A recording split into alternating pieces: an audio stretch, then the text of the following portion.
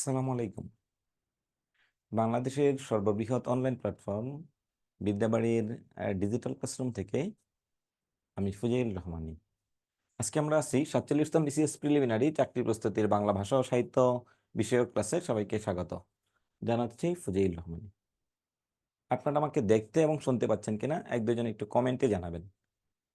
আর আপনাদের সংখ্যা এখানে 326 জন আমি দেখতে পাচ্ছি পার্টিসিপেন্ট। কে কোথা থেকে যুক্ত হয়েছেন একটু কমেন্টে জানাবেন। আপনাদের সাথে আমাদের 47তম বিসিএস মানে কি 2025 সাল পর্যন্ত 2025 সাল পর্যন্ত আপনাদের সাথে আমাদের চলাফেরা, উঠা বসা, ক্লাস, কথাবার্তা। এবং আপনারা কে কোথা থেকে যুক্ত হয়েছেন এবং কোথায় পড়ালেখা করেছেন এক দুজনকে একটু মিউট করে দেব। কারা কথা বলতে চান আর সবাই ক্যামেরা অন রাখার চেষ্টা করবেন। সাতক্ষীরা, শ্যামনগর থেকে, গোপালগঞ্জ থেকে, আচ্ছা কক্সবাজার থেকে আপনারা ক্যামেরা অন করে একটু পরিপাটি হয়ে ক্লাসে বসার চেষ্টা করবেন। খালি ড্রেসে ছেলেরা গরম গরম লাগে, হ্যাঁ খালি গায়ে বসে গেছেন এরকম যেন না হয়। Oppo A3s দিনাজপুর থেকে, হাজীগঞ্জ থেকে, ওয়ালাইকুম সালাম। ওকে, আপনাদের সাথে পরবর্তীতে আস্তে ধীরে আমার পরিচয় হবে। দুজন একটু কথা বলবেন। কেউ যদি কথা বলতে চান আসসালামু প্লিজ আলাইকুম একটা অপশন আছে, এখানে চাপ দিবেন তাহলে কথা বলতে পারবেন। আচ্ছা, ওয়ালাইকুম সালাম। কোথা থেকে বলছেন আপনি? স্যার। আমি সাতক্ষীরা থেকে স্যার। জি, পড়ালেখা কোথায়, কোন subject? Khulna BL college marketing sir. আচ্ছা, মার্কেটিং শেষ করছেন। ঢাকা বিশ্ববিদ্যালয় অধিভুক্ত মানিকগঞ্জ নার্সিং কলেজ থেকে 4 বছরের বিএসসি। ওকে। আর আরেকজন কি আছেন? ওদেরকে দাও, একটু দাও, 5 মিনিট একটু কথা বলি। যারা ক্যামেরা অন করেছেন শুধু ওরা কথা বলতে পারবেন, ক্যামেরা অফ থাকলে কথা বলা যাবে না। কথা বলা শেষ আবার আনমিউট অপশনে চাপ দিবেন কথা বলা শেষ হলে। আসসালামু আলাইকুম ওয়ালাইকুম সালাম। কোথা থেকে বলছেন? স্যার, আমি তানজিলা সুলতানা চাঁদপুর থেকে বলছি। আমি চাঁদপুর সরকারি কলেজে প্রথমত আমি ডিগ্রি করছি, তারপর এখন মাস্টার্স রানিং আছে এই okay, accounting department. Banking department. Okay, এরপর? স্যার স্যার আসসালামু আলাইকুম। ওয়ালাইকুম সালাম। জি স্যার, আমি শাকিলা বলতেছি ব্রাহ্মণবাড়িয়া সরাইল থেকে। আমি সরকারি এমএ মালিক কলেজ হতে অনার্স শেষ করেছি। স্যার আপনার ক্লাস আমি ইউটিউবে প্রচুর দেখেছি। এখন সেখান থেকে আর কি আপনার ক্লাস করার মানে প্রচুর আগ্রহ ছিল। আমি তাই? খুবই খুশি হচ্ছি যে মানে বিদ্যাবাড়িতে ভর্তি হওয়ার পর প্রথম আমি আজকে আপনার ক্লাসটা পেলাম। স্যার আই হোপ মানে আপনার ক্লাস করে আমরা উপকৃত হব। আমাদের জন্য ইনশাল্লাহ আমি দোয়া আমার করবেন জায়গা থেকে স্যার। সর্বোচ্চ চেষ্টা করবো আপনাদের জন্য। জি স্যার, আপনার ক্লাসটা লাইভ দেখতে পেয়ে আমি প্রচুর মানে খুশি। আপনার ক্লাস আমার প্রচুর ভালো লাগতো ইউটিউবে প্রচুর যেগুলা পড়তে দেখতাম। হবে, আপনাকে শপথ নিতে হবে, আমাকে প্রচুর পড়তে হবে, আমাকে প্রথম বিসিএস এ ভালো কিছু ইনশাল্লাহ করতে হবে। ইনশাল্লাহ হুম, ইনশাল্লাহ স্যার। জি ইনশাল্লাহ। আসসালামু আলাইকুম। আচ্ছা, এরপর এরপর কাকে মিউট করেছো? এরপর আর কে মিউট আছেন? আরো ফুয়াদ ও কথা বলছে, আর দুজন কথা বলছে। দাও, আমি আরো এক দুজনকে একটু মিউট করে দিচ্ছি। আপনারা প্রত্যেকে যে কাজটা করবেন, প্রত্যেকদিন ক্লাসে খাতা কলম নিয়ে চেয়ার টেবিল অথবা যেখানে বসে লিখতে পারবেন, এখানে বসে আপনি খাতা কলম সাথে রাখবেন। যখন যেটা না বুঝেন কমেন্টে জানাবেন অথবা হ্যান্ড রেজ অপশনে থাকবেন। তাহলে আপনি খুব সহজে প্রশ্নের বিষয়গুলো বুঝতে পারবেন, খাতা কলম নিয়ে বসবেন। আচ্ছা, Barishal Patuakhali science and technology আসসালামু ইউনিভার্সিটি, আলাইকুম sir. BSc in animal husbandry, মানে হচ্ছে একটু দাঁড়াও। আসসালামু আলাইকুম ওয়ালাইকুম সালাম। কোথা থেকে বলছেন? স্যার। আমি আব্দুল আল ফুয়াদ বলছি, জামালপুর থেকে। জি আমার পড়াশোনা স্যার মানিকগঞ্জ নার্সিং কলেজ থেকে বিএসসি 4 বছর নার্সিং এর উপর কমপ্লিট করছি স্যার। জি। স্যার আমি বিদ্যাবাড়িতে প্রথম যুক্ত হই সাজ্জাদ স্যারের একটা ক্লাস দেখে স্যার, আমার খুবই ভালো লাগে।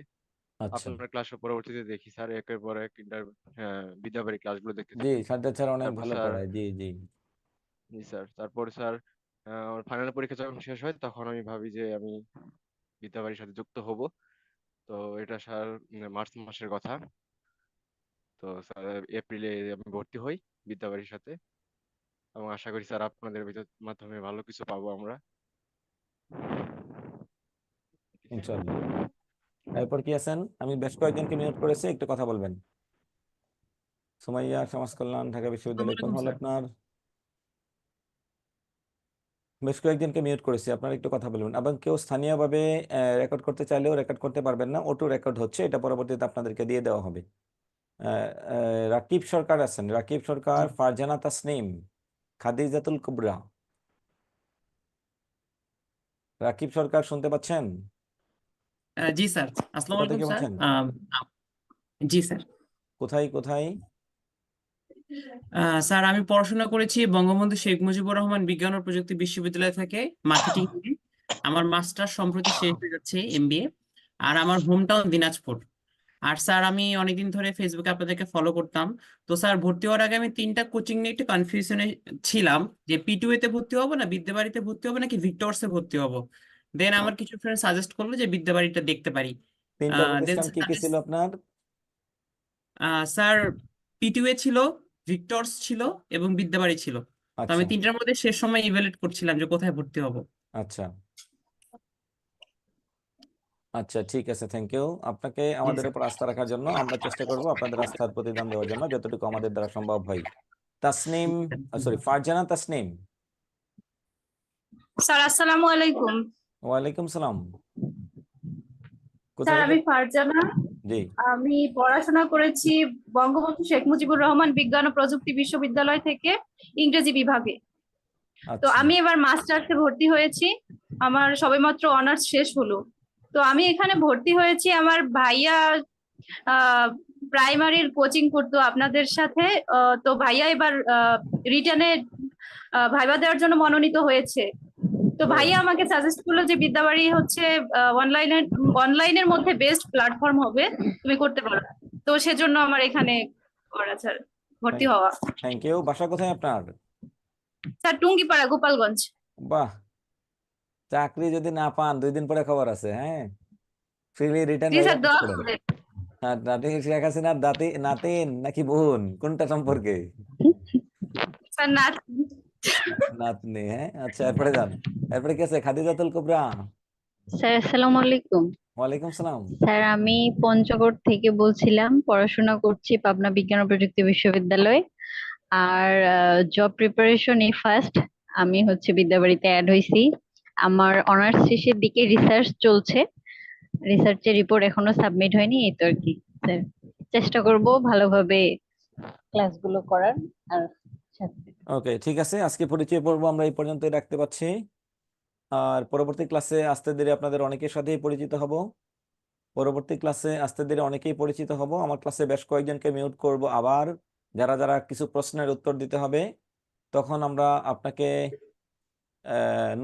আবার হচ্ছে মিউট করে দেব। যখন যার নাম বলি উনি একটু কথা বলবেন। রুমি, ময়মনসিংহ থেকে, জাতীয় কবি কাজী নজরুল ইসলাম বিশ্ববিদ্যালয়, আইন ও বিচার বিভাগ। আমার বাড়ি ওই ত্রিশালেই। ও, আমার পরিচয় তো আপনাদেরকে দেই নাই। হ্যাঁ, চলুন আমরা মূল ক্লাসে যাচ্ছি। আমার নাম ফুজাইল রহমানী, পড়ালেখা করেছি অনার্স মাস্টার্স এমফিল ঢাকা বিশ্ববিদ্যালয় থেকে, কর্মজীবনে একটি সরকারি কলেজে যুক্ত আছি।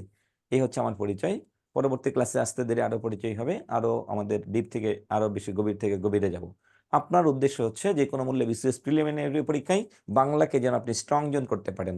যদি বাংলা স্টুডেন্ট হয়ে থাকেন ভালো, হয়ে না থাকলেও ভালো, কিচ্ছু করা দরকার নেই। আপনাকে যেন অন্ততপক্ষে 28 থেকে 30 অথবা 30 থেকে 32 মার্ক কাউন্ট করতে পারেন বাংলায়, সেই মর্মে আপনাকে প্রিপারেশন নিতে হবে।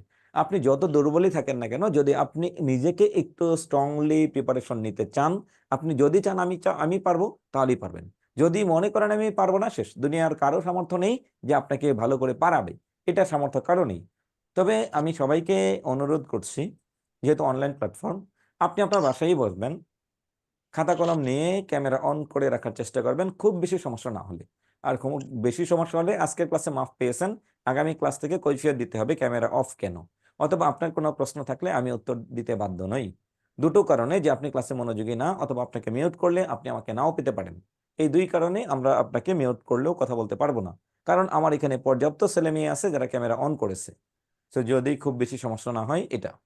আরেকটা বিষয়, ছেলেদের ক্ষেত্রে সমস্যা যেটা সবচেয়ে শুধু ছেলেদের ক্ষেত্রে হয়, গরম, খালি গায়ে বসে ক্যামেরা অন করে বসে আছেন। হ্যাঁ, আমি ছেলে মানুষ, আমি খালি গায়ে থাকলে সমস্যা কি? এটা করা যাবে না। করলে আমার এখান থেকে আপনার ক্যামেরা ক্লোজ করে দেবে, ওই দিন আর ক্যামেরাও অন করতে পারবেন না, কথাও বলতে পারবেন না, কমেন্টও করতে পারবেন না, এটা অটোমেটিক হয়ে যাবে। তখন আপনি কি ফোন দেবেন, স্যার আমার এই অবস্থা অফিসে, ওরা জানাই দিবে যে আপনি ক্লাস শুনতে থাকেন। তখন কিন্তু আপনি নিজের বিপদে নিজে পড়ে যাবেন। মেয়েদেরকেও বলবো যে যারা খুব বেশি কনজারভেটিভ, পর্দা করেন, হিজাব নেকাব পরে এরপরে ক্লাসে বসুন, সমস্যা নেই, তাও ক্যামেরা অন করার চেষ্টা করবেন, হিজাব নিকাব পরে আপনি ক্লাসে বসার চেষ্টা করুন। ওকে, আমরা আজকে যাব আমাদের বাংলা ভাষা ও সাহিত্য থেকে। আমরা বাংলা ভাষা ও সাহিত্য থেকে বাঙালি জাতির উদ্ভব, বাংলা ভাষার উদ্ভব, বাংলা সাহিত্যের যুগ বিভাগ, প্রাচীন যুগের সাহিত্য চর্যাপদ। যেহেতু আমরা বাংলা সাহিত্যের ইতিহাসে আছি, আমরা সাহিত্যের ইতিহাস থেকে আমরা আজকে মূলত শুরু করব।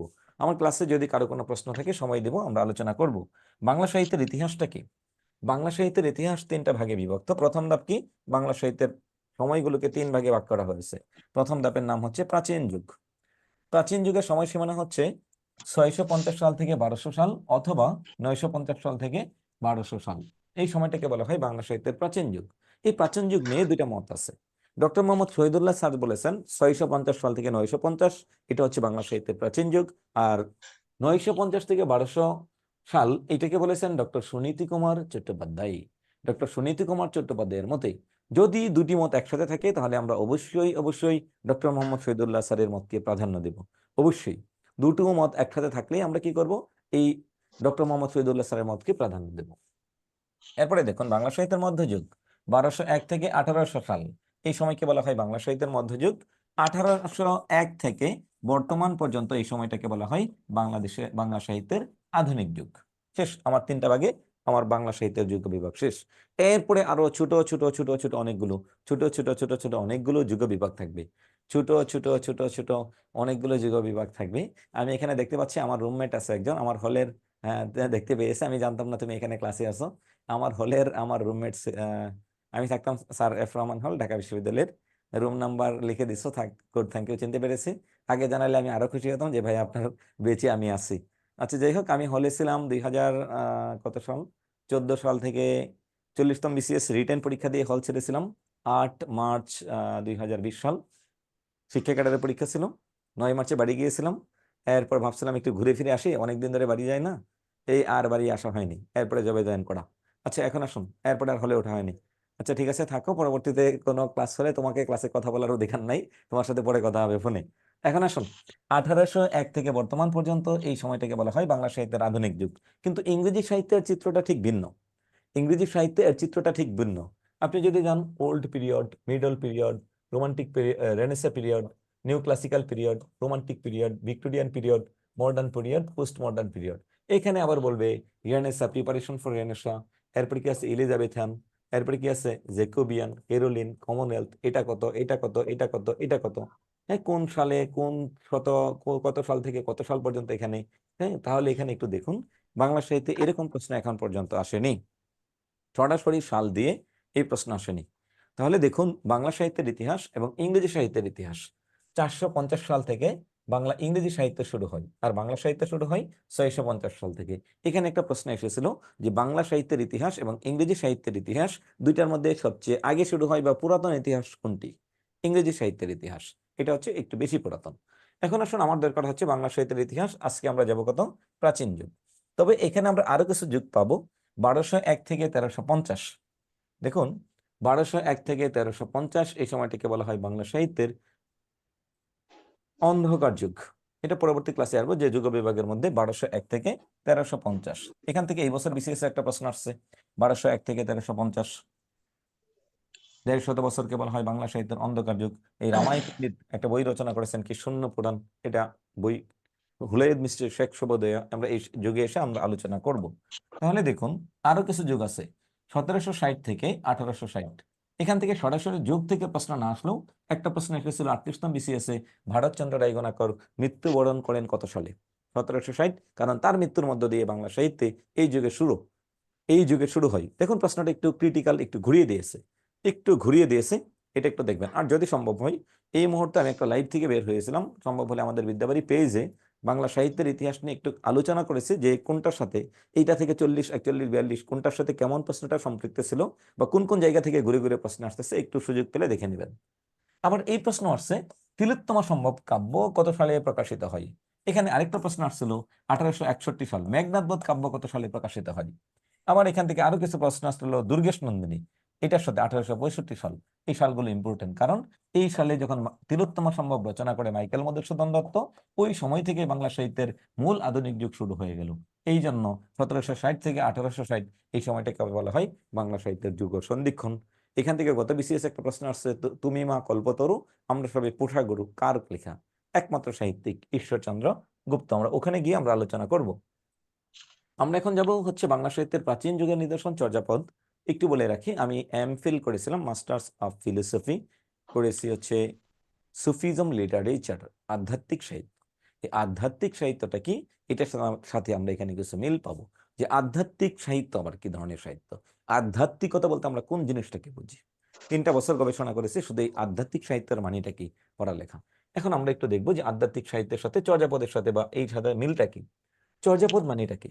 চর্যাপদ মানে হচ্ছে জাস্ট এখানে মানিটা আমরা পড়তে আসছে, আর অর্থটা কি? চর্যাপদ হচ্ছে একটা বইয়ের নাম, নাউন মানে হচ্ছে একটা নাম। চর্যাপদ হচ্ছে একটা জাস্ট নাম।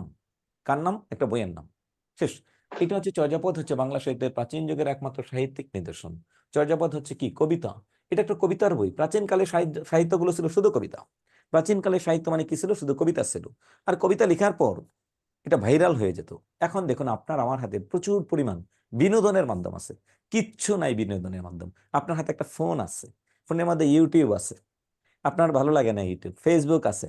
আমি এমন মানুষও দেখেছি সারাদিন কারোর সাথে চ্যাট করেন, দেখতেছে ভালো লাগে।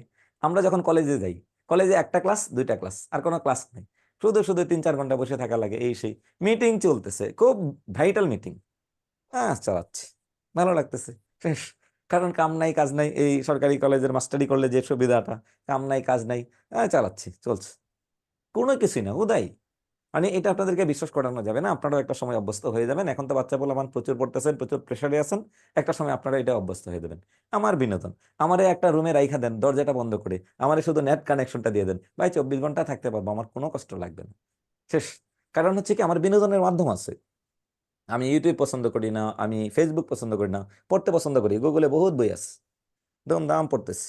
আমার এটাও পছন্দ না, সারাদিন গেম খেলতেছি, গেম খেলো, এটাও পছন্দ না। বিকল্প অনেক মাধ্যম আছে। প্রাচীনকালে মানুষের বিনোদনের তেমন মাধ্যম না থাকার কারণে তখন যে কবিতাগুলো গাওয়া হতো, এই রচনা করা হতো, এটা তারা প্রচুর পরিমাণে গাইতো। বাংলাদেশে এখনো কিন্তু মাঝে মাঝে কিছু জিনিস ভাইরাল হয়, ভাইরাল হলে বাকিটা বুঝতে পারবেন, ওই যে কাঁচা বাদাম, আসলে নাই রস, নাই কষ, নাই মাত্রা, নাই অলংকার, নাই সাহিত্যের কোনো মূল্য।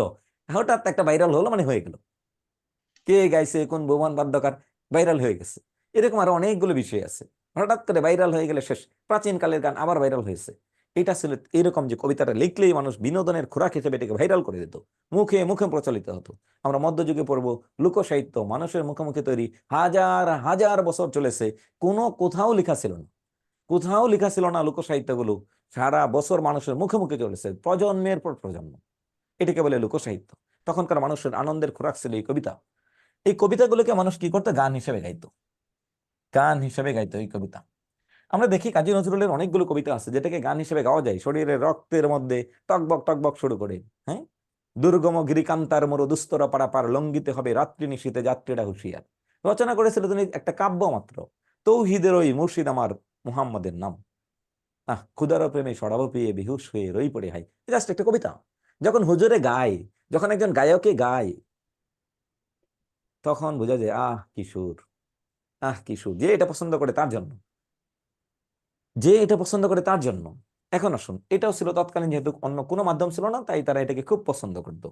চর্যাপদ হচ্ছে বৌদ্ধ ধর্মের একটা বই। প্রাচীনকাল, ইতিহাস বলেছিলাম 650 থেকে 1200 সাল, এই 650 থেকে প্রায় 1000 সাল পর্যন্ত এই সময় আমাদের এই বাংলাদেশ নামক কোনো অঞ্চল ছিল না। তখন প্রাচীন ছোট ছোট জনপদ ছিল, এদেরকে বলা হতো কি? জনপদ। পুণ্ড্র ছিল কোথায়? প্রাচীনতম জনপদ, যার রাজধানী বগুড়ার মহাস্থানগরে। এরপরে হচ্ছে বরেন্দ্র রাজশাহী অঞ্চলে।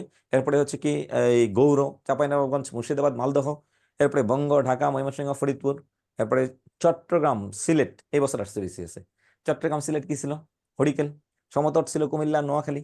এরপরে ইসমাইলপুর, বাকলা, চন্দ্রদ্বীপ, বরিশালকে ভেঙে হয়েছে। এরপরে আসুন রাঢ় বা সূক্ষ্ম, এরকম কিছু কিছু অঞ্চল ছিল। তখন আমাদের এই অঞ্চলে, বাংলা ভাষাভাষী অঞ্চলে সবচেয়ে দীর্ঘস্থায়ী রাজবংশের নাম পাল। পালরা প্রায় 400 বছর এই দেশকে শাসন করেছে। 400 বছরের সময়ে তাদের ধর্মীয় গ্রন্থ তারা রচনা করেছেন, যেটা তার নাম হচ্ছে কি? চর্যাপদ। এই 400 বছরের ইতিহাসে এই প্রশ্ন আসছে 46তম বিসিএস এ।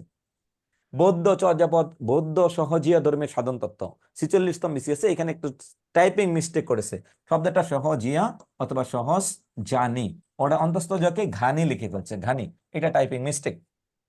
এটা হচ্ছে 46তম বিসিএস, আমি যে স্লাইড পড়াচ্ছি এটা 45 আমি একই স্লাইড পড়াচ্ছি, একটা ওয়ার্ড আমি যোগ করিনি, এমনকি লাস্টে একটা প্রশ্নও যোগ করিনি। যে 46তম বিসিএস কি প্রশ্ন আসছে এটা আমি এখনো যোগ করিনি, কারণ আপনাদেরকে পরবর্তী ক্লাসগুলো আমি দেখে সরাসরি শিটে নেওয়ার চেষ্টা করব। তার মানে প্রথম পেজ আমরা যেটা নিয়েছি এখান থেকে প্রশ্ন কঠিন আসে নাই। এখন যদি বলে আমাদের লেকচার শিট থেকে কমন পড়েছে, এটা বলা ঠিক হবে না, সবার শিট থেকে কমন পড়েছে, যে পড়েছে সবার কাছ থেকে। এখন যেটা কারো বইয়ে নাই, হ্যাঁ, এইটা কার বই থেকে কমন পড়ছে এটা দেখার বিষয়, যে এইটা কারো বইয়ে নাই সেটা কারো এখান থেকে কমন পড়েছে সেটা দেখার বিষয়। এখন আসুন, তাহলে আমরা পেলাম চর্যাপদ হচ্ছে একটা বই, কার বই? বৌদ্ধ ধর্মের। অনেকগুলো সম্প্রদায় ছিল, ইসলাম ধর্মে শিয়া, সুন্নি, ওহাবি, অনেকগুলো সম্প্রদায় আছে। হিন্দু ধর্মে আছে ব্রাহ্মণ, শূদ্র, বৈশ্য, ক্ষত্রিয়। খ্রিস্টান ধর্মের মধ্যে আছে কি আছে? খ্রিস্টান ধর্মের মধ্যে কি কি গোত্র আছে?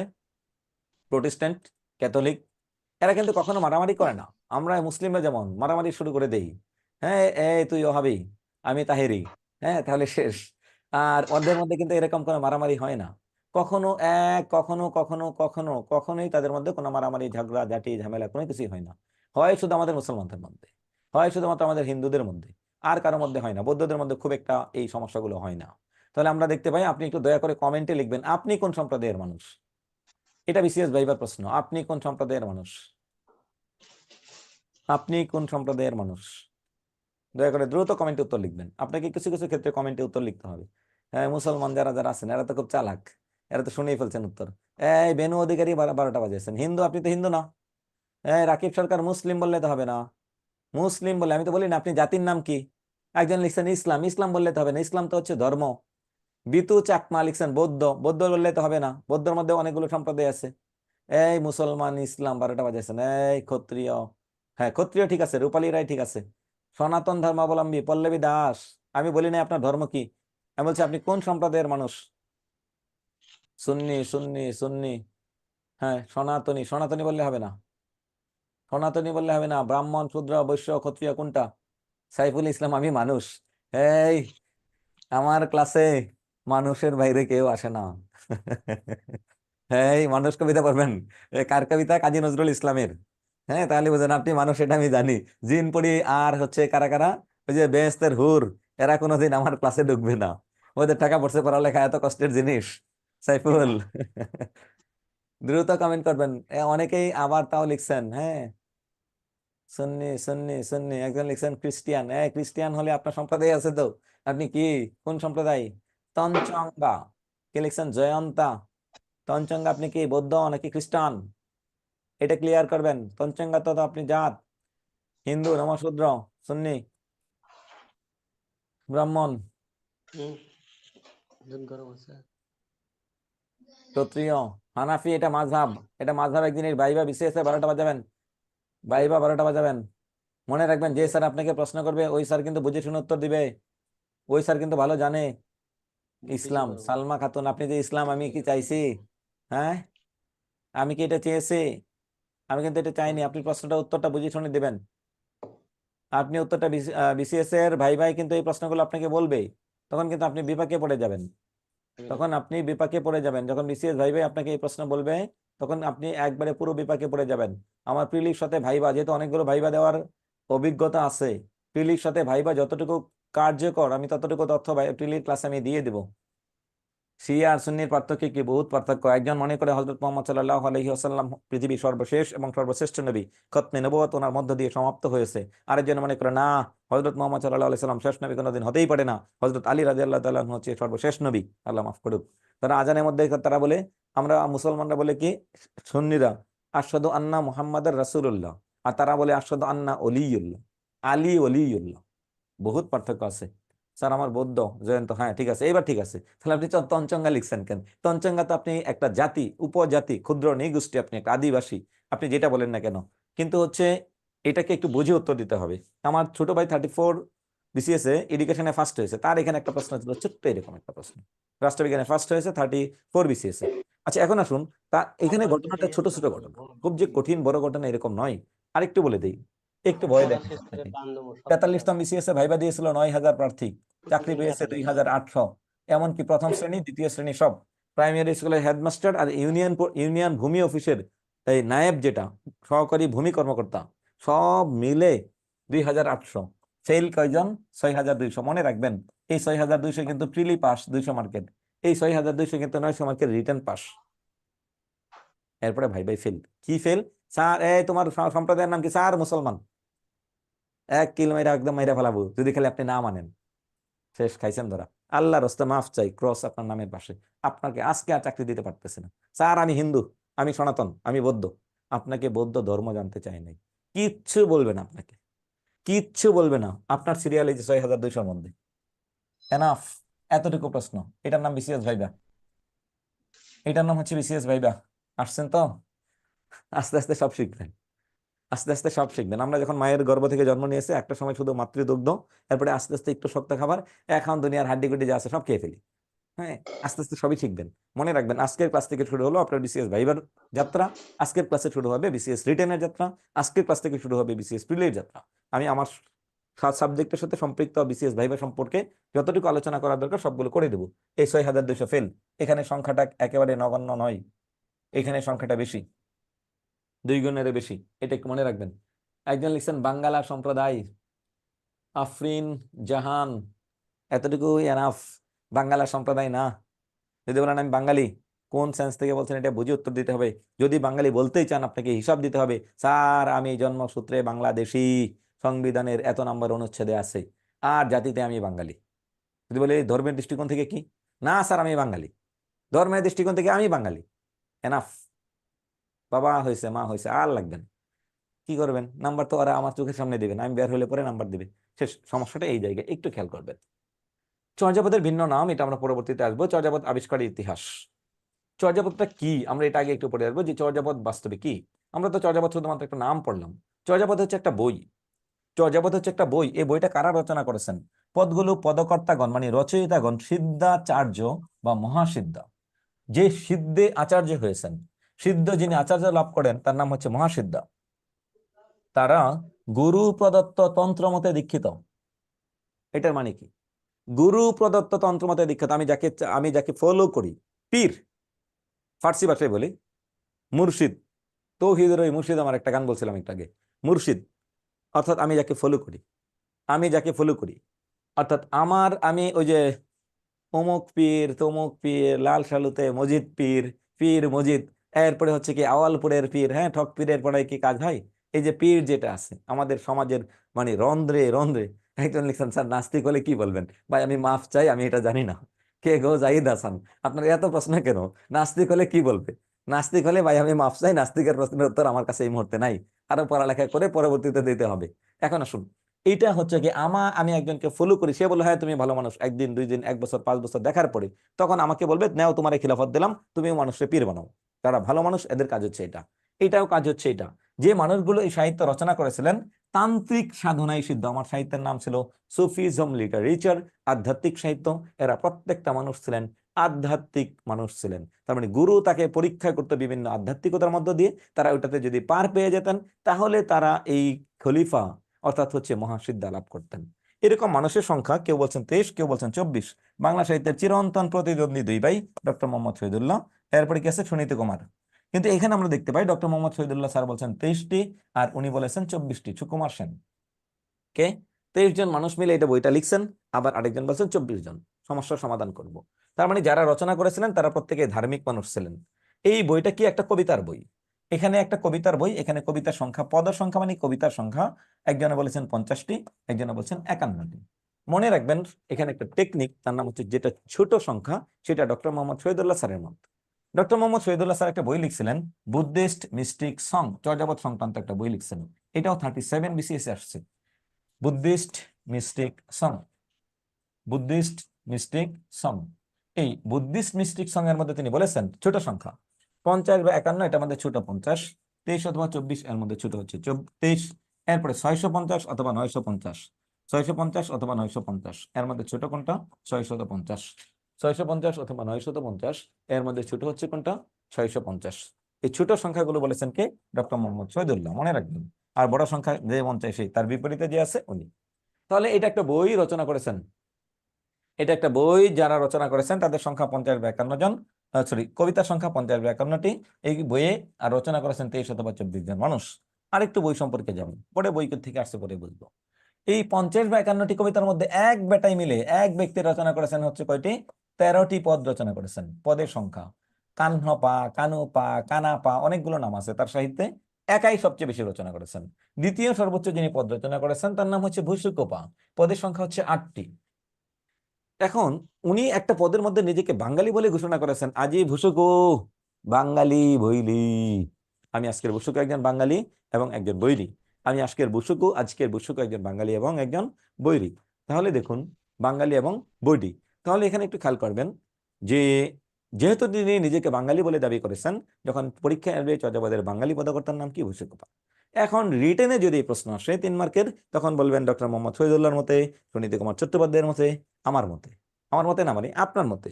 আপনার মতে এই দুইটাকে পর্যালোচনা করে তখন আপনি উত্তর দেবেন। এখন আমার মতে বললাম মিস্টার আব্দুর রহিম, তাহলে তো হবে না। এখন আপনি পা লাগাইতে হবে, লাস্টে পা যুক্ত থাকা লাগবে। কারণ কি, যারা পদ রচনা করতো তারা সবাই কি ছিল? পা। এখন আপনি মনে করলেন না আমার বন্ধুর নাম, আমার বান্ধবীর নাম রুম্পা, লাগাই দিলাম, না হবে না। শম্পা হবে না, চম্পা হবে না। এটা মনে রাখবেন। চালাকি করা যায় কিন্তু সব জায়গায় না। পা পা পা পা পা পা পা পা পা পা পা পা পা পা। আমাদের যে পারা আছে এই পা দিয়ে হবে না। রুম্পা, শম্পা, চম্পা, ঝুম্পা এইগুলো লাগাইলে হবে না। এই পা ওই পা না, যে আমি আন্দাজে লিখলাম পা তো থাকলেই হলো, হবে না। স্যারে যখন খাতাটা দেখবে, দুনিয়ার কোনো টেনশন স্যারের মাথায় নেই, যেখানে ভুল খালি এখানে গোল করবে। শেষ। এখন আসুন, যারা পদ রচনা করতো তাদেরকে বলা হতো পদকর্তার, পদকর্তাদের উপাধি হচ্ছে পা। এরপরে আসুন, ষড়হপার পদের সংখ্যা 4টি। আদি কবি বলা হয় লুইপাকে। আদি কবি বলা হয় কি? লুইপাকে। আর সবরপাকে বলা হয় প্রাচীন কবি। বাংলা সাহিত্যের প্রাচীন কবির নাম হচ্ছে সবরপা, আর আদি কবির নাম লুইপা। আদি এবং প্রাচীনের মধ্যে পার্থক্য কোথায়? মহিলা কবি হচ্ছে কি? কুক্কুরিপা, কারণ সেই মেয়েদেরকে এখানে আলোচনা করেছেন, সমালোচনা করেছেন। তিনি বলেছেন যে মেয়ে কাক দেখে বই পাই, সেই মেয়ে প্রেম করার জন্য রাত্রেবেলায় কামরূপ যায়। সমাজ যত ধরনের উল্টাপাল্টা কথা আছে সব বলছে, মেয়েরা পতিতা, মেয়েরা এই কাজ করে সেই কাজ করে, সকাল থেকে ঘুম থেকে উঠে সন্ধ্যা পর্যন্ত পারিবারিক গৃহস্থলের যত কাজ আছে সব মেয়েরা করে, যত কাজ আছে সবগুলো কাজ মেয়েরা করে। শেষ। আচ্ছা, এখন আসুন, এই জন্য ওনাকে ধারণা করা হয় যে সম্ভবত তিনি কি ছিলেন? কুক্কুরি বা সম্ভবত মহিলা কবি ছিলেন। এই হচ্ছে আমাদের চর্যাপদের পদকর্তাদের সংক্ষিপ্ত পরিচয়। তবে সবার নাম এক নজরে রাখতে হবে, কারণ মাঝে মাঝে প্রশ্ন আসে নিচের কোন জন চর্যাপদের পদকর্তা নন, তখন যেন আপনি এটার উত্তরটা দিতে পারেন। এরা সবাই একটা করে পদ রচনা করেছেন। দুজনে পদ পাওয়া যায়নি, লারি ডুম্বিপা এবং তন্ত্রীপার 25 নং পদটি পাওয়া যায়নি। তাহলে আমাদের প্রশ্ন হলো, আমরা এখন মোটামুটি চর্যাপদ সম্পর্কে জানলাম। 23 বা 24 জন মানুষ মিলে 50-52টি পদ তারা রচনা করেছিলেন। কে কে কি কি রচনা করেছেন? আদি এবং প্রাচীনের মধ্যে পার্থক্য হলো, যিনি প্রথম পদ রচনা করেছেন তার নাম আদি কবি। যিনি এই কয়জনের মধ্যে সবচেয়ে বেশি বুড়া, বয়স্ক, শায়েক, মুরব্বী, সিনিয়র, তাকে বলা হয় প্রাচীন কবি। বয়সে যে বড় তার নাম প্রাচীন, যে প্রথম রচনা শুরু করেছেন তার নাম হচ্ছে আদি। এখন আসুন, এই যে পদ, এটা তো রচনা করেছেন কখন? সেই প্রাচীন যুগে, 650 বা 950 সালে। তো আমরা আমাদের হাতে পেয়েছিলাম কত সালে? এটা একটু দেখবো। চর্যাপদ আবিষ্কারের ইতিহাস। চর্যাপদ আবিষ্কারের ইতিহাস। চর্যাপদ আবিষ্কার করা হয় কখন, কোথা থেকে? চর্যাপদের ইতিহাস কোথা থেকে আসলো? নেপালের রাজা রাজেন্দ্রলাল মিত্র 1882 সালে সংস্কৃত বুদ্ধিস্ট লিটারেচার ইন নেপাল নামক একটা গ্রন্থে তিনি কিছু কথা প্রকাশ করেন। রাজা রাজেন্দ্রলাল মিত্র এই গ্রন্থ থেকেই সর্বপ্রথম চর্যাপদের অস্তিত্ব পাওয়া যায়। তিনি বলেছিলেন যে চর্যাপদ হচ্ছে, চর্যাপদ এটা হচ্ছে বৌদ্ধ ধর্মের কোন একটা বই, তিব্বতী ভাষার বই। এটা বলার পর কেউ কোনো কথা বলেনি। একজন মানুষ প্রতিবাদ করেছেন, চ্যালেঞ্জ করেছেন, মোকাবেলা করেছেন, না এটা আপনার তিব্বতী ভাষার বই না। কোন ভাষার বই? বাংলা। তুমি বুঝলা কেমনে? এই এই এই কারণে বুঝছি। ওকে, গুড, ওয়েলকাম। এখন দেখুন, আমরা যেটা করি, আমি একটা কথা বললাম, আপনি বললেন না স্যার এটা না। এই তুই আমারে চিনস? খারা, তোর 12টা বাজে স্যার, আমার মামা অমুক, আমার চাচা অমুক, আমার দাদা অমুক, আমার দাদা মরে গেছে 50 বছর আগে, পুলিশের এডিশনাল এসপি ছিল, ধরে নিয়ে আই। কিন্তু তৎকালীন সময়ের সাহিত্যিকদের মধ্যে এই সমস্যা ছিল না। আচ্ছা বাবা, তুমি এটা প্রমাণ করো, আমার এটাই জানা দরকার। তখন তাদের অবস্থার মধ্যে যথেষ্ট সহনশীলতা ছিল, সহমর্মিতা ছিল, তাদের মধ্যে হচ্ছে কি একটা রেসপেক্ট বোধ ছিল। কতটুকু রেসপেক্ট বোধ, তিনি একটা কথা বলেছেন, উনি এসে মোকাবেলা করলো একটা বাচ্চা ছেলে মাত্র কলকাতা বিশ্ববিদ্যালয় থেকে পড়ালেখা শেষ করেছে। তখন বললো ওকে ঠিক আছে, তাহলে তোমার তো পড়ালেখা শেষ, হ্যাঁ আপনাদের মতো অবস্থা। তখন তারা একটা সরকারি চাকরি দিয়ে দিল। কি চাকরি দিল? বাংলা, বিহার এবং আসামের পুঁথি সংগ্রহের দায়িত্ব নিয়ে মহামহোপাধ্যায়, এটাও বিসিএস এর প্রশ্ন, ডক্টর হরপ্রসাদ শাস্ত্রী, তখন তিনি ডক্টর হন নাই, হরপ্রসাদ শাস্ত্রী, ওনাকে বললো তুমি বাংলা, বিহার এবং আসামের পুঁথি সংগ্রহের দায়িত্ব তাকে দিয়ে দিলেন, যাও পুরাতন বই সংগ্রহ করো। এখন বর্তমান যদি সরকারের সাথে যদি আমরা মিলাই, বর্তমান সরকারের যদি বলি, ওই যে তথ্য ও সংস্কৃতি মন্ত্রণালয়ের ওই যে আমরা যেটাকে বলি হচ্ছে সহকারী পরিচালক বাংলাদেশ সংস্কৃতি বিষয়ক মন্ত্রণালয়, এদের কাজ হচ্ছে এগুলো খুঁজে খুঁজে বের করা। এইরকম একটা সরকারি চাকরি তাকে দিয়ে দিল। উনি দেওয়ার পর তিনি খুঁজলেন, এই সালে চাকরি পেয়েছেন। তিনি প্রথমে একবার প্রথম বছর গিয়েছেন নেপাল, খুঁজেছেন পাননি। ভারত খুঁজেছেন, বাংলাদেশ খুঁজেছেন, তখন তো আলাদা রাষ্ট্র ছিল না, কোথাও খুঁজে পাননি। তখন তার কাছে মনে হয়েছে এটা পাওয়া গেলে যেতে পারে কোথায়। 1897 সালে প্রথমবার নেপালে গিয়েছেন, 1898 সালে দ্বিতীয়বার গিয়েছেন, তৃতীয়বার গিয়েছেন 1907 সালে। প্রথম দুইবার ফেল বা ব্যর্থ সালগুলো ইতিহাস আমাদের কাছ থেকে মনে রাখে না। যখন আপনি সফল হবেন, 5বার বিসিএস দিয়ে আপনার নামে রিপোর্ট করবে, 5বার বিসিএস দিয়ে ক্যাডার, 4বার নন ক্যাডার দেখার সময় নেই, প্রথমবারই ক্যাডার, এটাও মূল্য আছে। যখন সফল তখন আপনার মূল্য সমান। এখন আপনি এমএ পাস, যত এমএ পাসই করেন না কেন, সমাজের চোখে এখনো নোবডি। হ্যাঁ, পারবে না। বিসিএস কত মানুষের দেয়, আপনার পাশে লোকে কিছু বলে, কাজী নজরুলের একটা কবিতা, সংশয় সংকল্প সদা টলে, পাশে লোকে কিছু বলে। আপনার পিছনে কিছু না কিছু মানুষ আছেই, বিনামূল্যে খাটে, কোনো টাকা পয়সা লাগবে না। কে তুমি? কি অমুকের ছেলে? ও আচ্ছা, অমুকের মেয়ে? হ্যাঁ, আচ্ছা ঠিক আছে বাবা, খুব ভালো, কই পড়াও? আমি অমুক বিশ্ববিদ্যালয় থেকে অমুক সাবজেক্টে অনার্স, মাস্টার্স, এমফিল, পিএইচডি। ঠিক আছে, শুনবে। পিছনে বলো, এটা কোনো সাবজেক্ট হলো? কোন সাবজেক্ট পড়ছো? আইন। বাবা খুব ভালো, আইন পড়ছে, হবে উকিল, চাকরি পাবে না। কোন সাবজেক্ট? বাংলা। বাংলায় পড়াতে চাকরি পাই না, শেষ, ওনাদের ভবিষ্যৎবাণী শেষ। আপনার পিছনে এটা বলবেই ওরা। আপনি পড়ছেন ইংরেজি, আর কোনো কিচ্ছু পাও নাই, ইংরেজি পড়ছো, শেষ। এই যে বলে দিল আপনাকে। এখন দেখুন, হরপ্রসাদ শাস্ত্রী ফেল। যখন আপনি সফল হবেন, তখন এই লোক আপনাকে কি করবে? এই তুমি কি অমুকের ছেলে? হ্যাঁ। আরে বাবা আসো, মা আসো, তোমার জন্য কত দোয়া করেছি, গরু কুরবানি দিয়েছি, মহিষ কুরবানি দিয়েছি, আরো কত কিছু আপনার নামে শুরু করে দেবে। এই যে যে বিষয়টা, এটা হরপ্রসাদ শাস্ত্রীর সাথেও ছিল। কিন্তু তৎকালীন সমাজ এতটা নিকৃষ্ট ছিল না। কেউ একজন উঁচুতে উঠতে চাচ্ছে, ধাক্কা দিয়ে উপরে ওঠানোর চেষ্টা করতো, তবে সে নিজ ইচ্ছাই তাকে এই চেষ্টা থেকে তাকে প্রতিফলন ঘটাতে হতো। এখন আসুন, যখন তিনি ঘুরতে 2বার ফেল পান নাই, তৃতীয়বার 1907 সালে নেপালে গিয়েছেন। নেপালে গিয়ে খুঁজতে নেপালের রয়্যাল লাইব্রেরি অফ নেপাল, অর্থাৎ নেপালের রাজকীয় লাইব্রেরি থেকে তিনি এই চর্যাপদ বইটাকে আবিষ্কার করেন। যখন তিনি চর্যাপদ বইটাকে আবিষ্কার করেন, তার উপরে আরো 2টা বই ছিল। প্রথম বইয়ের নাম ছিল ডাকার্ণব, দ্বিতীয় বইয়ের নাম ছিল দোহাকুশ। তবে দোহাকুশ 2টা ভাগে বিভক্ত ছিল, কৃষ্ণপদের দোহা, সরহপদের দোহা। তার মানে 4টা বই না, কখনো কোথাও লেখা থাকে 4টা, কখনো 2টা। চর্যাপদের সাথে আরো 3টি গ্রন্থ পাওয়া যায়, এক সরহপদের দোহা, 2 কৃষ্ণপদের দোহা। এক বইয়ের 2টা খণ্ড। 3 নম্বরে হচ্ছে কি ডাকার্ণব, সবার উপরে ডাকার্ণব, 2 নম্বরে দোহাকুশ চর্যাপদ, 3 নম্বরে হচ্ছে কি দোহাকুশ, সরি কি আছে চর্যাপদ। এটা যখন তিনি পেয়েছেন, পাওয়ার পর তিনি কি দেখলেন? চর্যাপদের ভাষা, মহা বিপদে পড়েছেন। এখন ধরেন আপনার কাছে আমার প্রশ্ন, আপনার বাড়িতে গ্রামে আজকে থেকে সোজা 20 বছর বা 30 বছর আগে হাতের লেখা জমির রেজিস্ট্রি পত্র দেখেছেন কিনা আপনারা কেউ? দেখে থাকলে সেটার ভাষাটা কেমন ছিল এটা একটু বলবেন। যদি দেখে থাকেন, তাহলে আপনার ওই জমির রেজিস্ট্রির পত্রের ভাষাটা কেমন? কারা কারা দেখছেন? এমডি আলামিন কেমন? নূরজাহান, আলামিন আনমিউট অপশনে চাপ দেন। এমডি আলামিন, নূরজাহান। জি স্যার, আসসালামু আলাইকুম। ওয়ালাইকুম সালাম। দেখছেন আপনি? না স্যার, আমি দেখি না, ওদের তো লেখাটাই বোঝা যায় না। কেন বোঝা যায় না কেন?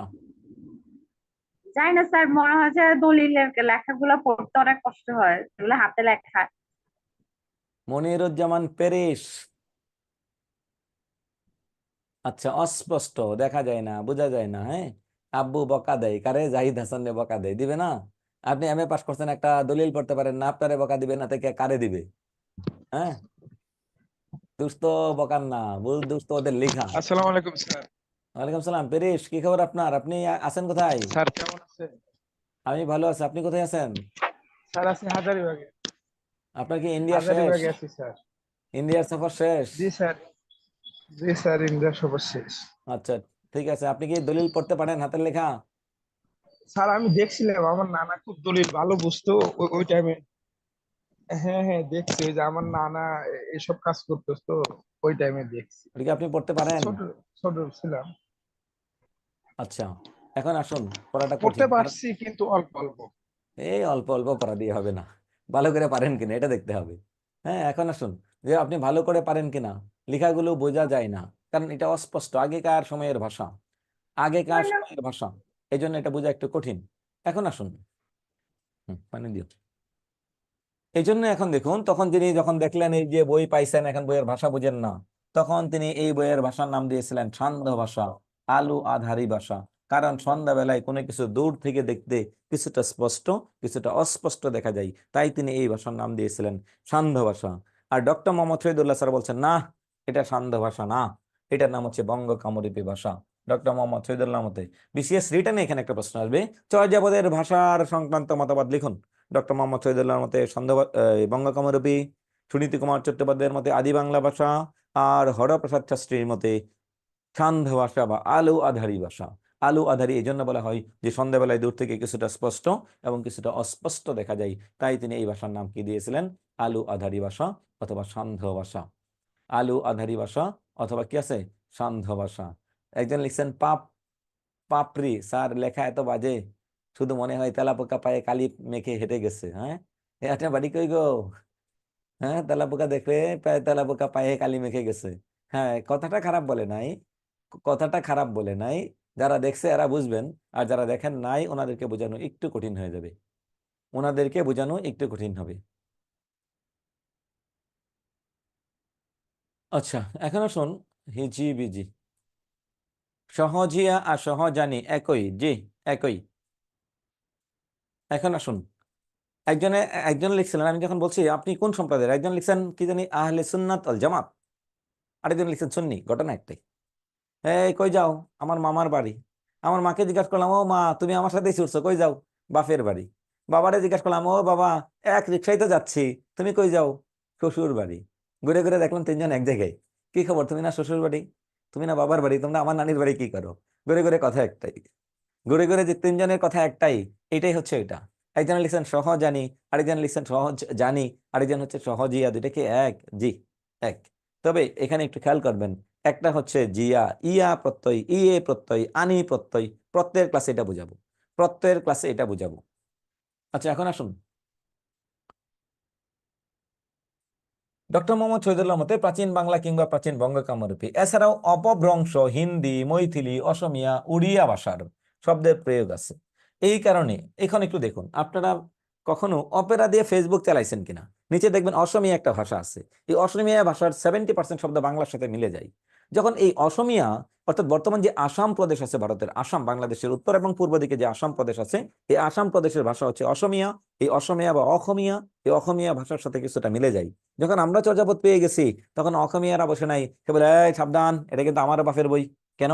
এই দেখো না, কিছু কিছু বর্ণ মিল আছে আমার সাথে, মিলবেই তো। আমার ভাইয়ের চেহারার সাথে আমার একটু মিলে, কালোর ঘরের কালো, আমি কালোর ঘরের কালো, আরেকজন সুন্দরের ঘরের সুন্দর, তাও মিলে। আমার ভাই খাটো, আমি লম্বা, তাও মিলে। আমি খাটো, আমার ভাই লম্বা, তাও মিলে। আমার বোনের সাথে আমার চেহারার কোনো মিল নাই, তাও আমার বোনের সামনে যখন আমি যাই কারো কাছে, এটা কি তোমার ভাই, এটা কি তোমার বোন? হুম।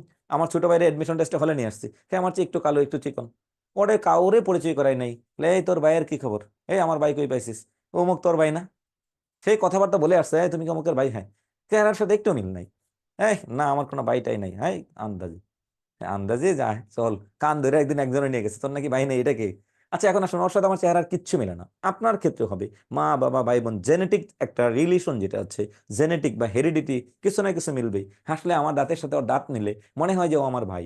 আমার বাবার সাথে আমার কিছু না কিছু মিল আছে, মায়ের সাথে কিছু না কিছু মিল আছে। এখানে দেখুন, ভাষার সাথেও মিল আছে, তাও তারাও দাবি করতো আসলে তাদের ভাষা না। এখন আমার প্রশ্ন হলো, উনি যে এই সান্ধ্য ভাষার বই পেয়েছেন, উনি কি কাজ করেছেন? আর নাই, সান্ধ্য ভাষার যখন বই পেয়েছেন, এই এই বেচারার কি অবস্থা তখন? স্যার আমি অসমীয়া ভাষার অসমীয়া ভাষার গান পছন্দ করি। নাম কি গো? ধৈর্য ধরুন, আমার বাংলা গানের ক্লাস আসুক, আপনাকে ধরছি সবার আগে। নজরুলের দিন নজরুল গীতি, রবীন্দ্রনাথের দিন রবীন্দ্র গীতি, শ্রীকৃষ্ণের দিন শ্রীকৃষ্ণ গীতি, একটা একটা করে গান ধরবো। আপনি যেমন কেমন মনে রাখেন বাকিরা, উনি অসমীয়া ভাষার গান জানে। যখন আমি অসমীয়াতে আসবো তখন আপনাকে ধরবো অসমীয়া ভাষার গান। আচ্ছা এখন আসুন, চর্যাপদকে সবাই নিজেদের সাহিত্য দাবি করে। History of the Bengali language গ্রন্থে চর্যাপদের ভাষা নিয়ে আলোচনার সূত্রপাত করে তিনি কি বলেছেন? প্রাচীন বাংলা বলে মতামত দিয়েছেন। শেষ। এই হচ্ছে চর্যাপদের ভাষা। এখন আমার প্রশ্ন হচ্ছে চর্যাপদের ভাষা, ডক্টর হরপ্রসাদ শাস্ত্রী, উনি ঢাকা বিশ্ববিদ্যালয়ের বাংলার প্রতিষ্ঠাকালীন অধ্যাপক ছিলেন। হরপ্রসাদ শাস্ত্রী, গতকালকে এই বছর বিসিএস আরেকটা প্রশ্ন আসছে, তার একটা প্রবন্ধের নাম হচ্ছে তৈল। তেল দেই না মাথা মধ্যে, তেল, তেলা মাথায় তেলা দেওয়া, তেল মাথায় তেল দেওয়া যেটাকে বলে, এই তেল যে একটা প্রবন্ধ, এটা আসছে হরপ্রসাদ শাস্ত্রী 46 বিসিএস। একজনে স্ক্রিন শেয়ার করেছেন, স্ক্রিন শেয়ার করবেন না, স্ক্রিন শেয়ার করতে যাবেন না। এখন আসুন, এই কি আছে, চর্যাপদ রচনার কাল, চর্যাপদ কোথায় পাওয়া গেল, কিভাবে পাওয়া গেল, আমরা এটা আলোচনা করবো। যে নেপালে কেন গেল চর্যাপদ, নেপালে যাওয়ার পিছনে কারণ কি, এটা হচ্ছে একটা বিষয়। এখন আসুন, এই হরপ্রসাদ শাস্ত্রী তখন এই সান্ধ্য ভাষার বই নিজে পড়লো কি করে?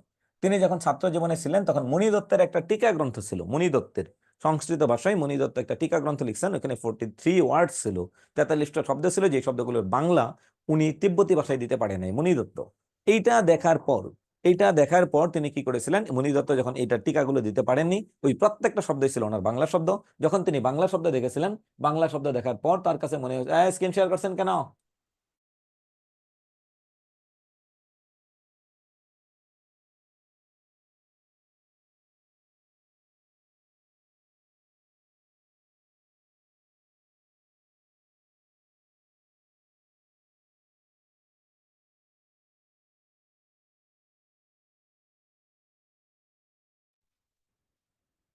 চর্যাপদ প্রশ্ন কি আপনাদের অনেকগুলো? ও আচ্ছা, সরি স্যার, চাপ লেগে চলে গেছে। আচ্ছা ঠিক আছে, এটা খেয়াল করবেন, কারণ আপনারা এখানে 400 সামথিং ছেলে মেয়ে আছেন, সো এখানে একটু হয়ে গেলে ঝামেলা পড়ে যাবেন। এখন আসুন, তখন এই যে যখন তিনি ছাত্র জীবনে চর্যাপদের বই তিব্বতী ভাষাটা পড়েছেন, তখন তিনি মুখস্থ করেছেন। আর ওনার বুদ্ধি এত শার্প, এত তীক্ষ্ণ ছিল যে যেটা তিনি একবার পড়তেন, দ্বিতীয়বার আর জীবনে পড়তে হতো না। আমরা জানি ঈশ্বরচন্দ্র খাতা ছিঁড়ে ফেলে দিতেন, হ্যাঁ, শেরে বাংলায় কে ফজলুল হক যা পড়তেন একবার জীবনে হয়ে যেত। কিছু কিছু মানুষকে আল্লাহ তাআলা সুপার ন্যাচারাল করে তৈরি করেছে, অতি প্রাকৃত ছিল এরা। আমার আপনার মতো স্বাভাবিক ছিল না। যদি স্বাভাবিক হইতো, এই বেটা এত কষ্ট করে এক বই সংগ্রহ করবে কেন? আপনারা দায়িত্ব দিলে যাবেন? হ্যাঁ, আরে আর কোনো কাজ নাই। হ্যাঁ, আমি ফেসবুক চালাই, তাও ভালো লাগবে। হ্যাঁ, আমি ইউটিউব থেকে টাকা ইনকাম করি, এই করি সেই করি, আমরা তো এই কাজ করতে যাব না। এখন আসুন, এই হরপ্রসাদ শাস্ত্রী কতটুকু ত্যাগ তিতিক্ষা ছিল বাংলা ভাষার ইতিহাসে, এইটা আপনাকে একটু মনে রাখতে হবে। ওই সময়ে কম সাহিত্যিক ছিল না দুনিয়াতে, বাংলা ভাষাভাষী মানুষের সংখ্যা একেবারে কম ছিল না, কাউকেই আমরা মনে রাখি না। আজকে আমাকে কেন মনে রাখতে হবে এই হরপ্রসাদ শাস্ত্রী বেটা কে? এই হরপ্রসাদ শাস্ত্রীটা কে, কেন আমি তাকে মনে রাখবো? আপনি বইয়ের থেকে পাস করেছেন, মেডিকেল থেকে পাস করেছেন, ইঞ্জিনিয়ার, ডাক্তার, বাংলা সাহিত্য, আরবি সাহিত্য, ইংরেজি সাহিত্য, উর্দু সাহিত্য, রসায়ন সাহিত্য, পদার্থবিজ্ঞান সাহিত্য, অথবা হিসাব বিজ্ঞান সাহিত্য, যাই পড়েন না কেন, সরকারি চাকরি করবেন? আগে চিনেন হরপ্রসাদ শাস্ত্রীকে? জীবনে কোনোদিন পড়ি নাই, এখন পড়েন হরপ্রসাদ শাস্ত্রীকে। কেন? সে কি করেছিল, কোথায়? কারণ তার কিছু অবদান বাংলা সাহিত্যে এতটাই ছিল যে আমি আর আপনি এখন পড়তে বাধ্য। তখন তার যে ছাত্র জীবনে যে পড়া ছিল, ওটার সাথে মিলিয়ে তিনি কি করলেন, এটাকে আজকের বাংলা ভাষায় লিখে তিনি প্রকাশ করলেন। কত সালে? 1916 সালে। 1916 সালে আজকের বাংলা ভাষায় লিখে তিনি এটাকে প্রকাশ করলেন কলকাতার একটা দোকান থেকে। তার নাম হচ্ছে বঙ্গীয় সাহিত্য পরিষদ। বঙ্গীয় সাহিত্য পরিষদ থেকে তিনি এটাকে প্রকাশ করেন। প্রকাশ করার সময় তিনি এটা নাম দিয়েছিলেন, হাজার বছরের পুরানা বাংলা ভাষায় বৌদ্ধ গান ও দোহা। হাজার বছরের পুরানা বাংলা ভাষায় বৌদ্ধ গান ও দোহা বলে আপনি কি করেছেন, হাজার বছরের পুরানা বাংলা ভাষায় বৌদ্ধ গান ও দোহা নামে তিনি এটাকে প্রকাশ করেছিলেন। এখন আমার প্রশ্ন হলো, এটা যে আমরা নেপালে পেয়েছিলাম, কেন নেপালে পেয়েছিলাম? আপনারা কি এটা দেখতে পাচ্ছেন? আপনার সামনে পার্টিসিপেন্ট কয়জন, ক্লাসে কয়জন উপস্থিত আছেন? একটু কমেন্ট করে জানান তো, কমেন্ট সেকশনটা শুধু উঠাই লাস্টেরটা যেন দেখতে পারি। ওকে, থ্যাংক ইউ, বুঝতে পারছি। আপনারা কি একজন আরেকজনের কমেন্ট পড়তে পারছেন? একজন কি আরেকজনের কমেন্ট পড়তে পারেন? Yes or no? ওকে, আমি আপনাদের সবার কমেন্ট পড়তে পারছি। ওকে, হয়েছে, পেয়েছি। আচ্ছা, আপনাদের সবার কমেন্টে আমি দেখতে পাবো, কিন্তু আপনারা একজন আরেকজনের কমেন্ট দেখতে পারবেন না, এটা এখান থেকে বন্ধ করে দেওয়া আছে। ওকে, ঠিক আছে, থ্যাংক ইউ। এখন আসুন, প্রাচীনকাল 650 সাল এই অঞ্চল বাংলাদেশ শাসন করেছে কারা? পাল। পালদের প্রথম রাজার নাম গোপাল, সর্বশ্রেষ্ঠ ধর্মপাল, সর্বশেষ রামপাল অথবা মহিপাল। হ্যাঁ, কৈবর্তের বিদ্রোহ। এরপরে আসছে কারা? সেনরা। সামন্ত সেন, হেমন্ত সেন, বিজয় সেন, লক্ষণ সেন। লক্ষণ সেনের পরে হচ্ছে কেশব সেন। পালরা যখন ক্ষমতায় শেষ, ধর্মীয় শাসন যখন শেষ হলো, একজন লিখছেন, আমার কমেন্টকে দেখা যাচ্ছে? হৃদয় কুমার দেখা যায়? স্যার, তিনি নিজে সারা জীবন না পড়ে আমাদের মাঝে সারা জীবনের জন্য পড়া চালু করে গেছেন। হ্যাঁ, তিনি কাজটা ভালো করেন নাই। শাবনাজ খাতুন।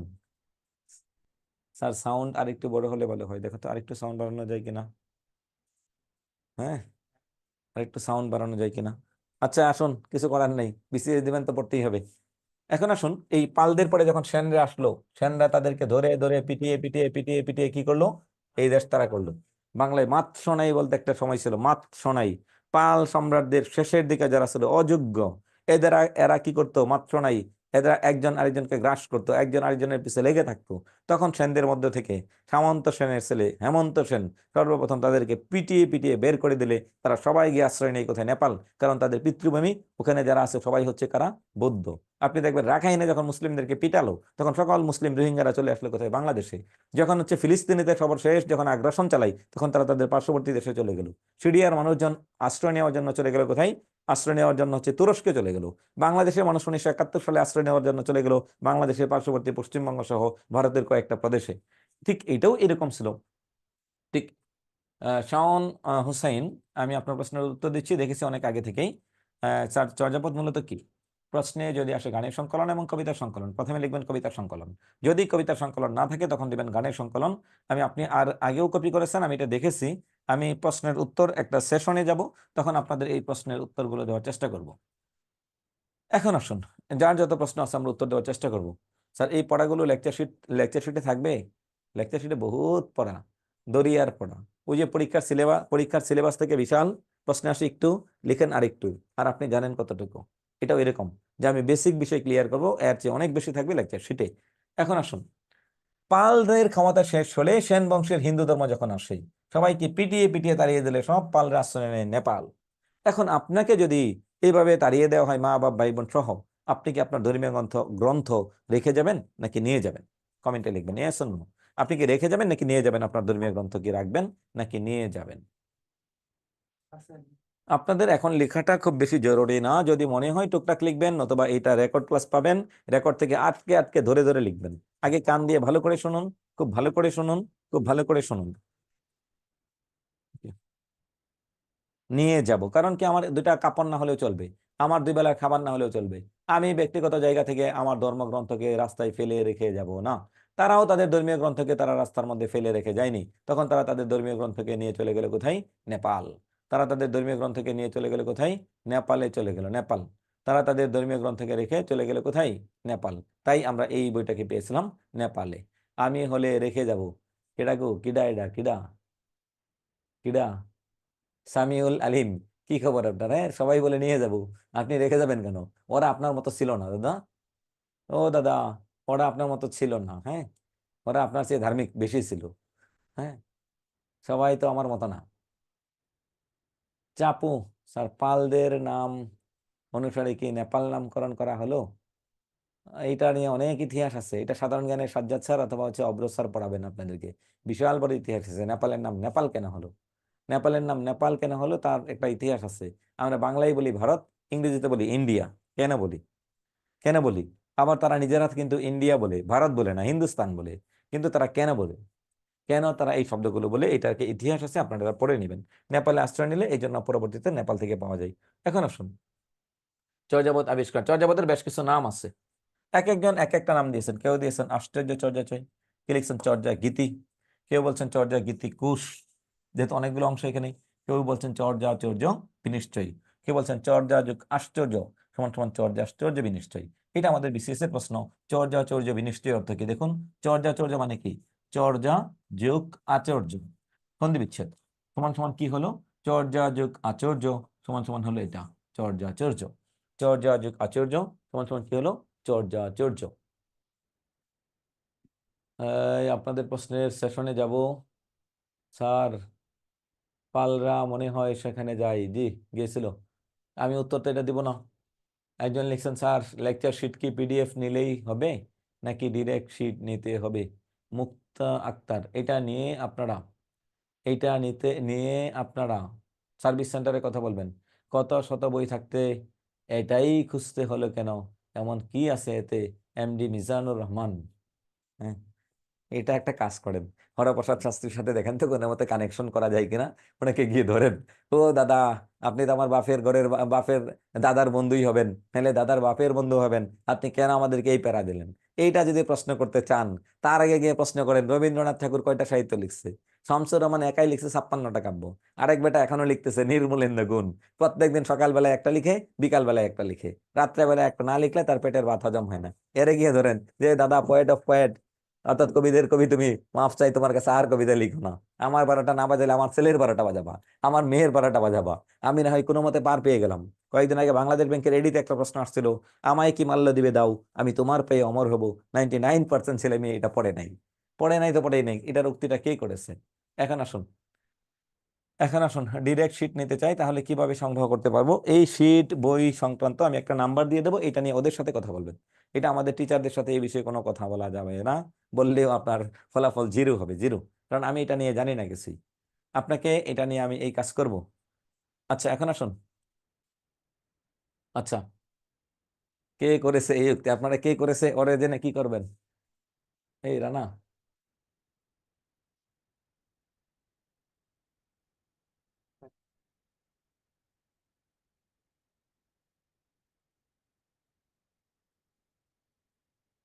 মিজানুর রহমান, এই ছেলে এই প্রশ্ন করেছে। স্যার প্রতিদিনের ক্লাসের পাসওয়ার্ড যে গ্রুপে দেই সেই গ্রুপে আমি অ্যাড নাই। এটাও আপনারা ওখানে জানবেন। সাজ্জাদ স্যারের ক্লাস এই মাসে নেই, কষ্টের বিষয়। হ্যাঁ, আপনি চান সাজ্জাদ স্যারের চাকরিটা যাক, তাই তো? সাজ্জাদ স্যারের চাকরিটা খাওয়ার জন্য ধান্দা আপনার। সাজ্জাদ স্যারের ইলেকশন চলতেছে, প্রথম ধাপ দ্বিতীয় ধাপ, উনি নির্বাচন অফিসে চাকরি করেন। আর আপনি খুব চিন্তা করতেছেন সাজ্জাদ স্যার চাকরি ছেড়ে দিয়ে এসে আমার এখানে ক্লাস নেক নাকি? এটা তো করা যাবে না, এটা তো করা যাবে না। আসুন, সবাই পাবেন, একটু ধৈর্য ধরুন। আপনাদের পরীক্ষা হবে 2025 সালে, 2024-এ কোনো পরীক্ষা নেই। আস্তে ধীরে করে এমন ভাবে আগাবেন, ওই খরগোশ আর কচ্ছপের মতো, যে আগাচ্ছেন আর পিছনে ফিরতে না হয়, যে আছে একবার সব ভালো করে পড়ে যাবেন। আচ্ছা, এখন আসুন এই বিষয় বাদ। আচর্য বিনিশ্চয়। চর্যা শব্দের অর্থ আচরণীয়। আচর্য মানে আচরণীয় নয়, আচরণীয় মানে মানতে হবে। আচরণ যুগ ইয়, যা মানতে হবে।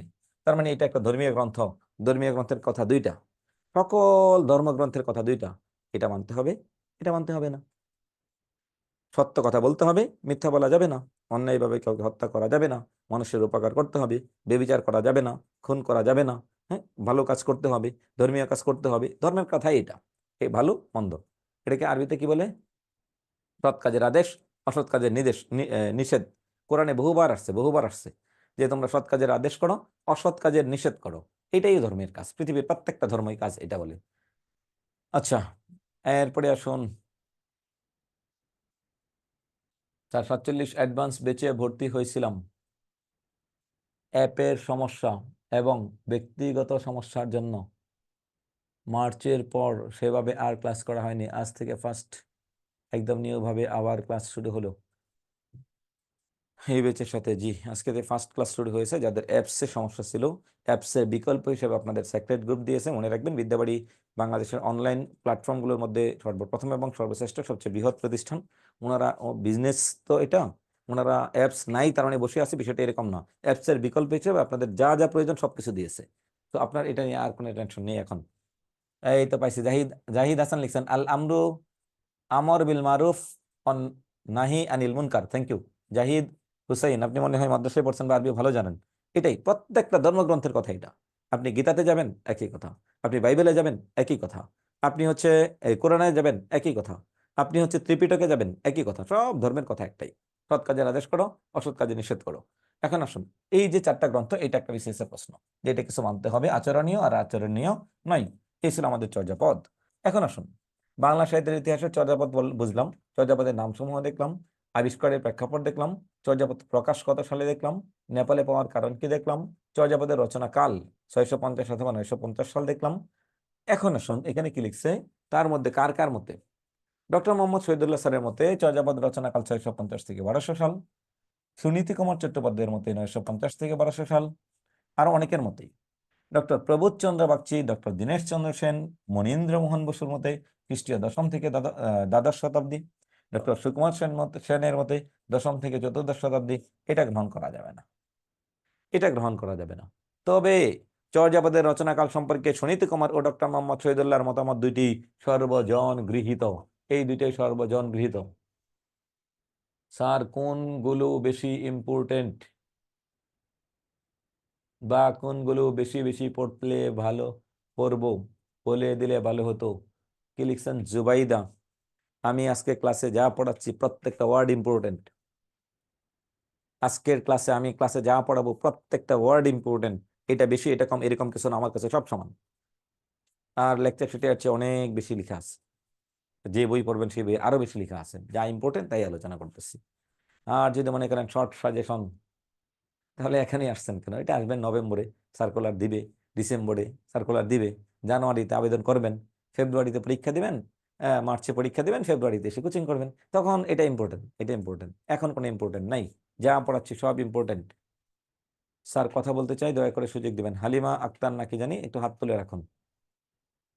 স্যার এত পড়া কিভাবে মনে রাখবো? সুমি, পড়ার দেখছেন কি? পড়ালেখা দেখছেন কি আপনি? আমি মাত্র বাংলা শুরু করলাম না, 1 মার্কের একটা প্রশ্ন, বাংলায় আরো 35 মার্ক আছে। পড়ালেখা দেখছেন কি? বিসিএস এ আসছেন, হ্যাঁ আস্তে আস্তে পড়তে থাকেন, হয়ে যাবে। ওই যে একটা গল্প আছে না, বাংলায় গ্রামীণ, মেয়ের বিয়ে হয়েছে, ও মা যে বাড়িতে বিয়ে দিয়েছে এই বাড়িতে অনেক পাঠা, গন্ধ লাগে। মা 2টা দিন ধৈর্য ধরো। মা গন্ধ লাগে, আরো 2জন ধৈর্য ধরো। মা গন্ধ লাগে, আর 2 দিন। 7 দিন পরে মা জিজ্ঞাসা করে, কিরে তুই এখন বলিস না কেন, এখন তোর শ্বশুর বাড়িতে পাঠার গন্ধ নাই? না মা এখন তো গন্ধ নেই, পাঠা সব কি শেষ? না সব পাঠা আছে। আচ্ছা মা, আমার নাকে এখন গন্ধ নাই কেন? ওই যে তুমি 7 দিনে সহনশীল হয়ে গেছে, 7 দিনে সহনশীল হয়ে গেছে, এই জন্য আজকে তোমার নাকে গন্ধ নাই। আপনি পড়তে থাকেন, এরপরে দেখবেন সব পারতেছেন, এরপরে দেখবেন সব পারতেছেন। হ্যাঁ, এখানে এখনই প্রথম ক্লাসে যদি এই কথা বলেন, হ্যাঁ তাহলে তো আপনাকে নিয়ে এই দুনিয়া সংসার, এই কি বলে এটাকে, এই আটলান্টিক মহাসাগর না প্রশান্ত মহাসাগরের সবচেয়ে গভীরতম খাত কোন? ট্রান্স মারিয়ানা নাকি অন্য কিছু? এই মারিয়ানাকে আপনি কি করতে পারবেন না, অতিক্রম করতে পারবেন না। একটু ধরো, আমি 2জনকে মিউট করেছি। হালিমা খানম, হালিমা কি কথা বলতে চান? ইয়াসমিন কি কথা বলতে চান? রত্না ইসলাম, 3জন, একজন একজন কথা বলবেন। আসসালামু এখানে লিখছেন আলাইকুম। নায়ার্স, নায়ার্স বা পোয়েটেরিক আটলান্টিক মহাসাগর। সন্ধ্যা ট্রেন্স, সন্ধ্যা হচ্ছে কি ভারত মহাসাগর। উল্টা পাল্টা বললে হবে না। ওয়ালাইকুম সালাম, জি বলুন। স্যার বলছিলাম যে আমাদের যে ক্লাসটা এখন চলছে এটা কি পরবর্তীতে আমাদের দেখার কোনো সুযোগ আছে? যতদিন না 47তম বিসিএস প্রিলি হবে ততদিন প্রত্যেক দিন দিনে 1 বার 2 বার 10 বার 20 বার করে দেখতে পারবেন না স্যার, প্রত্যেক ওটা না, দিন। বললাম যে অ্যাপের তো সমস্যা, ওইখানে তো দেখতে পারতেছি না। তো এটা ক্লাস শেষ হওয়ার অ্যাপসে পরে যাবেন কি? না, অ্যাপস বাদ। এখন ধরেন আমার এই পাঞ্জাবিটা যাওয়ার সময় কেটে গেল, রাস্তায় ছিঁড়ে গেল, এখন আমি কি করব? এটা চেঞ্জ করব, তাই তো? নাহলে খালি গায়ে করবো? আমার তো করতে হবে, আমি তো বাসার মধ্যে বসে থাকতে পারবো না। বিদ্যাপতি ঠিক সেম বিকল্প ব্যবস্থা করেছে। তো একেবারে এটা এখন প্রত্যেকদিন 10 বার করে দেখবেন, পরীক্ষার দিন পর্যন্ত প্রত্যেকটা ক্লাস 10 বার 20 বার করে দেখতে পারবেন। জি তো সেইটাই বলতেছি, সেইটা কিভাবে দেখবো, কিসের মাধ্যমে, সেটা একটু বলে দিলে ভালো হয়। আপনাদেরকে এই গ্রুপে দেখবেন না, সেক্রেটারি কোনো গ্রুপ আছে এদেরকে, হ্যাঁ আপনাদের একটা ফেসবুক গ্রুপ আছে, এই গ্রুপে এই ক্লাস আপলোড করা থাকবে। উপরে লেখা থাকবে ফুজাইল স্যার বাংলা 1, সাজ্জাদ স্যার বাংলা সাধারণ জ্ঞান 1, এরপরে Sohag sir math 1, Fazal sir English 1, ওখানে গিয়ে ইংলিশ 2, ইংলিশ 3, সাধারণ জ্ঞান 4, সাধারণ জ্ঞান 5, ওখানে গিয়ে ক্লিক করবেন। ইউটিউবে যাবেন, ক্লাস দেখেন, এমনি করে ক্লাস বলবে, তখন আর আপনার সাথে আমার কোনো কথা হবে না। এতটুকু ডিফারেন্স। ওটা এখন কথা বলতে পারতেছেন, তখন আর কথা বলতে পারবেন না। ওকে, ওটা একটু হোয়াটসঅ্যাপে জানাই দেন যাতে আমরা গ্রুপটা জানতে পারি যে কোন গ্রুপটাতে জয়েন হই। জি। আর যদি কোনো কারণে জানতে না পারেন, আইটিতে নাম্বারে ফোন দিবেন, আইটি নাম্বারটা আমি লাস্টে দিয়ে দেবো আপনাদেরকে। হ্যাঁ স্যার। এরপর আরেকজন কে ছিলেন? স্যার আসসালামু আলাইকুম। ওয়ালাইকুম সালাম, বলুন। স্যার কেমন আছেন? এই ভালো আছি, বলুন। স্যার আপনার এই গ্রুপে তো অনেকগুলো ক্লাসই করা হয়েছে, আবার নতুন করে পাইতেছি। সবাই কি একসাথে অ্যাড করা হয়েছে এই গ্রুপে? 47 বিসিএস অর্থাৎ 46 বিসিএস এর পরে আজকে প্রথম এখান থেকে আপনারা যেগুলো একবার পেয়েছেন ওইগুলো তো পেয়েছেনই, কিছু অ্যাপসের সমস্যা ছিল বিদায় আজকে থেকে আবার ফার্স্ট একেবারে নতুন ভাবে ক্লাস হচ্ছে।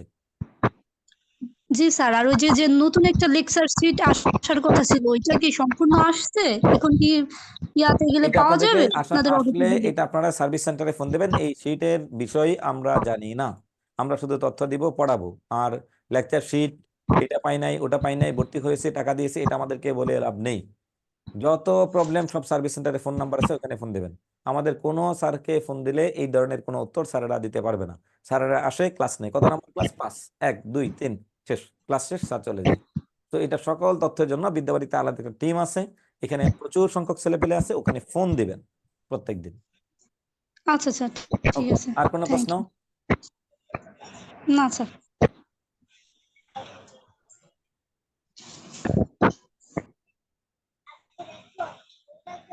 আচ্ছা, ওকে ওকে, ঠিক আছে। আর কারো কোনো প্রশ্ন আছে?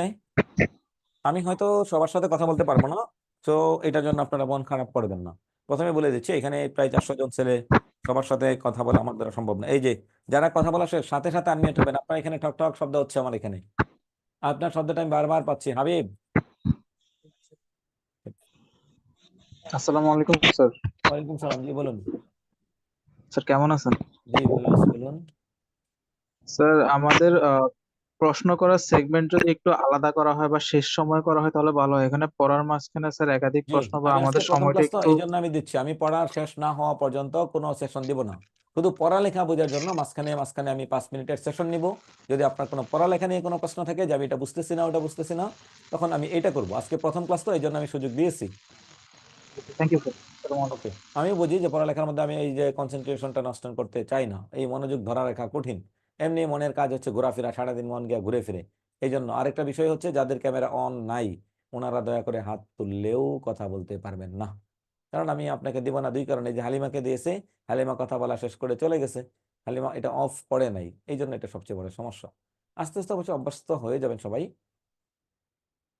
আমি অনুরোধ করছি এই ধরনের সম্ভাব্য সকল প্রশ্নের উত্তর গ্রুপে দিবেন। সো আমাকে না করলে আমি সবচেয়ে বেশি খুশি হব। এই জাতীয় প্রশ্নগুলো বারবার বলছি, লেকচার শিট, সার্ভিস অথবা এই জাতীয় যত প্রশ্ন আছে, সকল প্রশ্ন আপনারা সার্ভিসকে করবেন। সো আমাকে এই ধরনের প্রশ্ন করলে আপনি উত্তর পাবেন না। আমার উত্তর একটাই, আমি জানি না। আমার উত্তর একটাই, আমি জানি না, শেষ।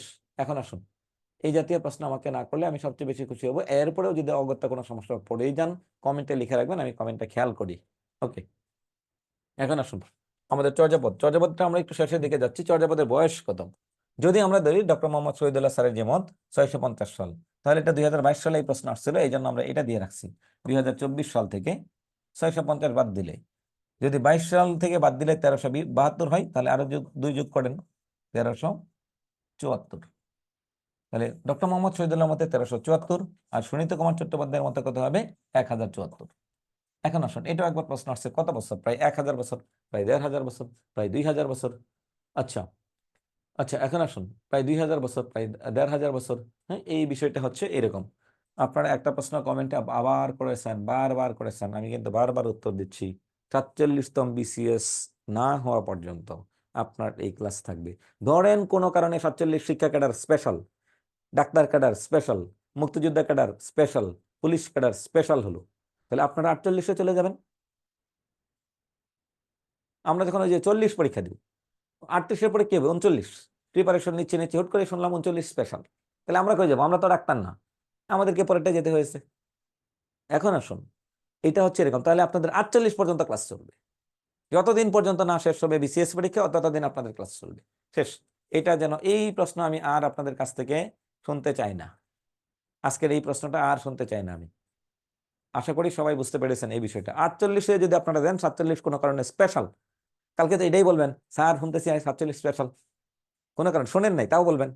তাও আমি উত্তর দিয়ে দিলাম যে 48। ধরেন 48 স্পেশাল, 49 স্পেশাল, 50 সাল পর্যন্ত, 50তম বিসিএস পর্যন্ত আপনাদের রেকর্ড ক্লাস থাকবে ইনশাল্লাহ। কোনো কারণে যদি ভেনিশ হয়, বিদ্যাবাড়ি আবার দিতে বাধ্য থাকবে। এরপরে আসুন, চর্যাপদের ভাষা 3টা, হরপ্রসাদ শাস্ত্রীর মতো একটা, ডক্টর মোহাম্মদ শহীদুল্লাহর মতো একটা, সুনীতি কুমার চট্টোপাধ্যায়ের মতো একটা। পদকর্তাগণ কারা এবং কারা কারা, কে কি কি কি করেছেন? নবচর্যাপদ নামে একটা চর্যাপদ ছিল বাংলা সাহিত্যে। নবচর্যাপদ মানে কি? নবচর্যাপদ মানে কি? নবচর্যাপদ মানে আমরা কি বুঝি? এখন আসুন, নবচর্যাপদ হলো চর্যাপদের অনুরূপ একটা রচনা বা সাহিত্য। এই চর্যাপদের রচনাকাল 13 থেকে 16 শতক। নবচর্যাপদ যে বই, এটা রচনার কাল হচ্ছে 13 থেকে 16 শতক। একটা বইয়ের নাম, আগেরটা চর্যাপদ, এটার নাম নবচর্যাপদ। যদিও এই পর্যন্ত বিসিএস এর প্রশ্ন আসেনি। নবচর্যাপদ বইটি 1988 সালে কলকাতা বিশ্ববিদ্যালয় থেকে প্রকাশ করেন ডক্টর অসিত কুমার বন্দ্যোপাধ্যায়। কিন্তু উনি এটাকে আবিষ্কার করেননি, উনি শুধু প্রকাশ করেছেন। একজন লিখছেন জীবনানন্দ দাশ। হ্যাঁ, নাটোরের পাখির নীরের মতো চোখ তুলে তাকিয়ে নাটোরের বনলতা সেন। আপনি কোথেকে আসছেন দাদা? আপনি তো ট্রাম গাড়ির নিচে পড়ে মারা গিয়েছিলেন। জীবনানন্দ দাশ, আপনি কে গো? নাকি আপনার নামই এটা? হ্যাঁ, তো কমেন্টে লিখবেন আপনার নাম কি। নবচর্যাপদ 1988 সালে এটাকে কলকাতা বিশ্ববিদ্যালয় থেকে আবিষ্কার করে প্রকাশ করা হয়। কে প্রকাশ করেন? অসিত কুমার। কিন্তু তিনি এটা আবিষ্কার করেননি। আবিষ্কার করেছেন কে? ডক্টর শশীভূষণ দাশগুপ্ত। শশীভূষণ দাশগুপ্ত এটাকে তিনি নেপালের তরাই ভূমি থেকে, নেপাল ও তরাই ভূমি থেকে আবিষ্কার করেছেন এবং সংগ্রহ করেছেন। এখন এরপরে তিনি এটা করার পর তিনি 98টি পদ কি করেছেন, আবিষ্কার করার পর তিনি মারা গেলেন। তখন তার শিষ্য, তার ছাত্র, যারা পাবলিক বিশ্ববিদ্যালয়ে পড়ছেন এরা বুঝবেন যে বিশ্ববিদ্যালয়ের শিক্ষকদের মধ্যে, বিশেষ করে আমাদের ঢাকা ইউনিভার্সিটিতে যেটা হয়, অন্য ইউনিভার্সিটিতে এটা একটু কম হয়। ধরেন আমার ডিপার্টমেন্টে 20 জন টিচার আছে, 15 জনই এই ডিপার্টমেন্টের ছাত্র। তার মানে কি, 15 জন যদি লাস্টে যে জয়েন করেছে তার শিক্ষক কি সবাই? এ পড়াইছে, ও পড়াইছে, সে পড়াইছে। এখন সাপোজ ধরেন আমি অথবা আপনি ইউনিভার্সিটি টিচার হলেন আপনার ডিপার্টমেন্টে, আপনি গিয়ে দেখবেন টিচার কয়জন? 40 জন, আপনারা নিয়ে 41 জন। তার মানে এই সবাই তো আপনার স্যার, আপনি সবারই ছাত্র। এটাও ছিল এরকম। আর এই ক্ষেত্রে যারা ডিপার্টমেন্টে একই দল করে, লাল দল, নীল দল, সবুজ দল, হলুদ দল, কালো দল, ওনারা দেখবেন একটু বেশি রেসপেক্ট করে। আর দল ভিন্ন থাকলে নতুন নতুন অবস্থায় করে, একটু পরে আর করে না। এখন আসবেন, এটা যারা পাবলিকে পড়ছেন এরা কিছুটা বুঝবেন। বিশেষ করে আমাদের ঢাকা ইউনিভার্সিটিতে এটা সবচেয়ে বেশি হয়। এটাও এরকম যে শশীভূষণ দাশগুপ্তের একান্ত অনুসারী ছিলেন অসিত কুমার বন্দ্যোপাধ্যায়। তখন তিনি কি করেছেন, এই অসিত কুমার বন্দ্যোপাধ্যায় স্যার কি করেছেন, 98টি পদ 1988 সালে কলকাতা বিশ্ববিদ্যালয় থেকে প্রকাশ করেন। যেহেতু স্যার মারা গেছেন, তাহলে নবচর্যাপদ আবিষ্কার করেন নেপাল ও তরাই ভূমি থেকে। আচ্ছা, এখন দেখুন, নবচর্যাপদ আবিষ্কার করা হয় কোথায়? নেপালের তরাই ভূমি থেকে আবিষ্কার করা হয়। এখানে পদের সংখ্যা 250টি, কিন্তু প্রকাশিত পদের সংখ্যা 98টি। আপনি 98টি মনে রাখবেন। স্যার 250টি সংগ্রহ করেছিলেন, কিন্তু এটা প্রকাশ করেননি। নতুন চর্যাপদ, একটা নবচর্যাপদ আর এটার নাম হচ্ছে নতুন চর্যাপদ। এই যে নতুন চর্যাপদ মূলত বজ্রযানী, এই শব্দটা কিন্তু আমাদের 46 বিসিএস এর অপশনে ছিল।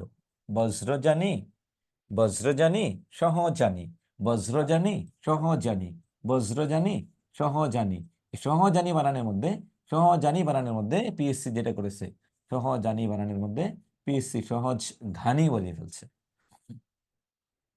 নতুন চর্যাপদ হচ্ছে বজ্রযানী দেবদেবীর আরাধনার গীত। বজ্রযানী দেবদেবীর আরাধনার গীত। নতুন চর্যাপদ আবিষ্কার করেছেন ঢাকা বিশ্ববিদ্যালয়ের বাংলা ভাষা ও সাহিত্য ডিপার্টমেন্টের অধ্যাপক ডক্টর সৈয়দ মোহাম্মদ শাহেদ স্যার। 2008 সালে তিনি নেপাল থেকে এটাকে আবিষ্কার করেছিলেন। ঢাকা বিশ্ববিদ্যালয়ের অধ্যাপক ডক্টর সৈয়দ মোহাম্মদ শাহেদ স্যার এটাকে আবিষ্কার করেছেন নেপাল থেকে। নতুন চর্যাপদ প্রকাশ পায় 2017 সাল, তখন আমরা বিশ্ববিদ্যালয়ের ছাত্র। 2017 সালের বাংলা একাডেমির বইমেলা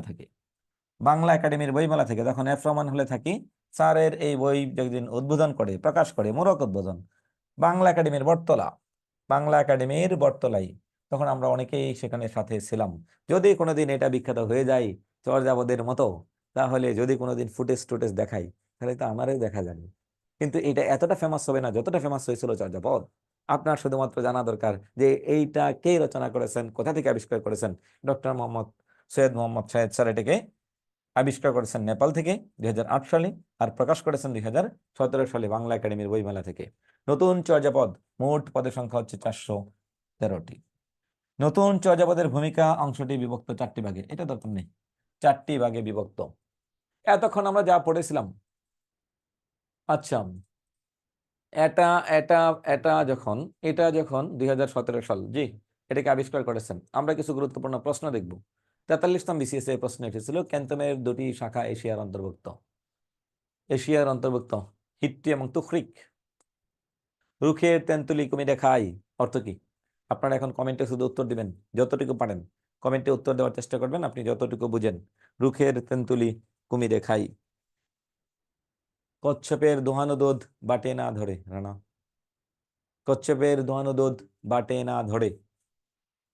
গাছের তেঁতুল কুমিরে খাই, আর কচ্ছপের দোহানো দুধ বাটিতে ধরে না। আচ্ছা, কচ্ছপ কি দুধ দেয়? শুনছেন জীবনে কখনো? তো কচ্ছপ তো ডিম দেয়। কচ্ছপ ডিম দিলে দুধ দেয় কেমনে? কিছু অবান্তর কিছু কথাবার্তা আছে, অবাস্তবতার সাথে মিল। এটা আমরা আরো পরবর্তীতে আরো কিছু আলোচনা করবো। হরপ্রসাদ শাস্ত্রীর উপাধি কি? 43তম বিসিএস। এইটা না পড়লে উপায় নাই। যারা যারা বলছিলেন পড়া মনে থাকে না, এত কেমনে পড়বো, বিসিএস এ কেমনে প্রশ্ন আসে দেখান। এই যে দেখুন বিসিএস এ কেমনে আসে, 43তম বিসিএস। মহামহোপাধ্যায় হরপ্রসাদ শাস্ত্রী। চর্যাপদের প্রাপ্তিস্থান কোথায়? বাংলাদেশ। চর্যাপদের প্রাপ্তিস্থান কোথায়? দ্রুত উত্তর দিবেন, দ্রুত কমেন্ট বক্সে, আমি অনেক উত্তর দেখতেছি। দ্রুত উত্তর দিবেন, প্রত্যেকেই উত্তর দেওয়ার চেষ্টা করবেন। এতক্ষণ অনেকে ঘুমাইছেন ক্যামেরা বন্ধ করে, এইবার যেন এরকম না হয়। একটু টাইপ করেন যেন বুঝতে পারি আমি, ক খ লিখেন অন্তত পক্ষে। নেপাল। চর্যাপদে কোন ধর্মমতের কথা আছে? 43তম বিসিএস। এখানে সরি, টাইপিং মিস্টেক আছে, ধর্মটা আপনি লিখে দিবেন, কোন ধর্মের কথা আছে? বৌদ্ধ। গুড। উল্লিখিতদের মধ্যে কে প্রাচীন যুগের কবি নয়? শান্তিপাদ বাপা, কাহ্নপাদ বাপা, পাদ মানে পদ রচনাকারী। কায়া তরবর পঞ্চবিডাল, চঞ্চল চিয়ে পৈঠাকাল।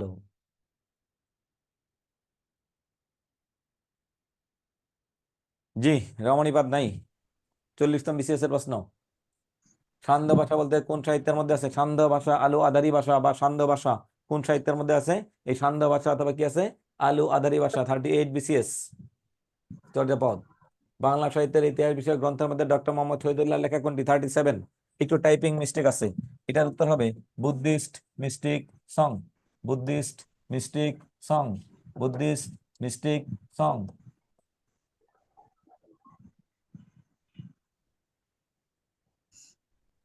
চর্যা বিনিষ্টি অর্থ কি? 37তম বিসিএস এর প্রশ্ন। চর্যা বিনিষ্টয় শব্দের অর্থ কি? চর্যা বিনিষ্টয় শব্দের অর্থ কি? 37 বিসিএস এর প্রশ্ন। চর্যা বিনিষ্টয় শব্দের অর্থ কি? কতক্ষণ আছেন?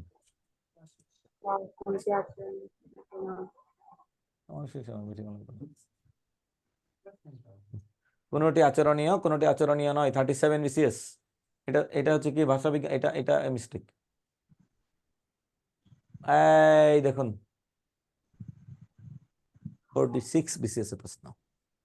চেনা যায় 37 থেকে হুবহু রিপিট। কোনটি প্রাচীন যুগের নিদর্শন? দেখে উত্তর দেবেন, একটু ব্যতিক্রম দিয়েছে। কোনটি প্রাচীন যুগের নিদর্শন? কোনটি প্রাচীন যুগের নিদর্শন? দেখে উত্তর দিবেন।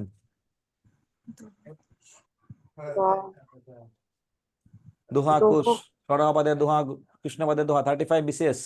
সবচেয়ে বেশি চর্যা পাওয়া গেছে কোন কবির? সবচেয়ে বেশি চর্যা পাওয়া গেছে কোন কবির? চর্যাপদের সবচেয়ে বেশি সংখ্যা পাওয়া গেছে। এই কথা বলে দেন কে? কথা বলে দেওয়া যাবে না, আপনি উত্তর দিবেন লিখে। আপনি বলে দিলে তো সবাই লিখে ফেলবে। 35 বিসিএস, 34 বিসিএস। বলুন, কোনো কনফিউশন নাই, 4টা থেকে যে কোনো একটা উত্তর দিবেন।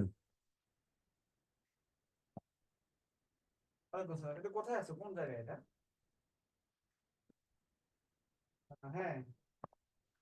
360 জন পার্টিসিপেন্ট, সবাই উত্তর লিখতেছেন না।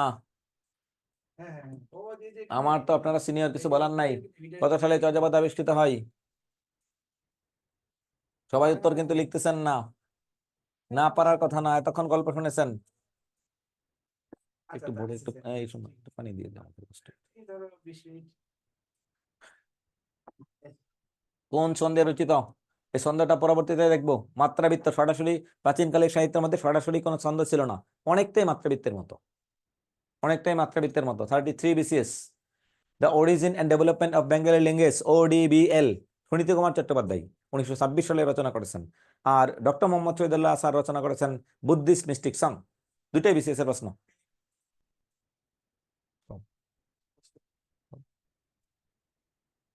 কোন কবি নিজেকে বাঙালি বলে পরিচয় দিয়েছিলেন? 30তম বিসিএস এর প্রশ্ন, দ্রুত উত্তর দিবেন।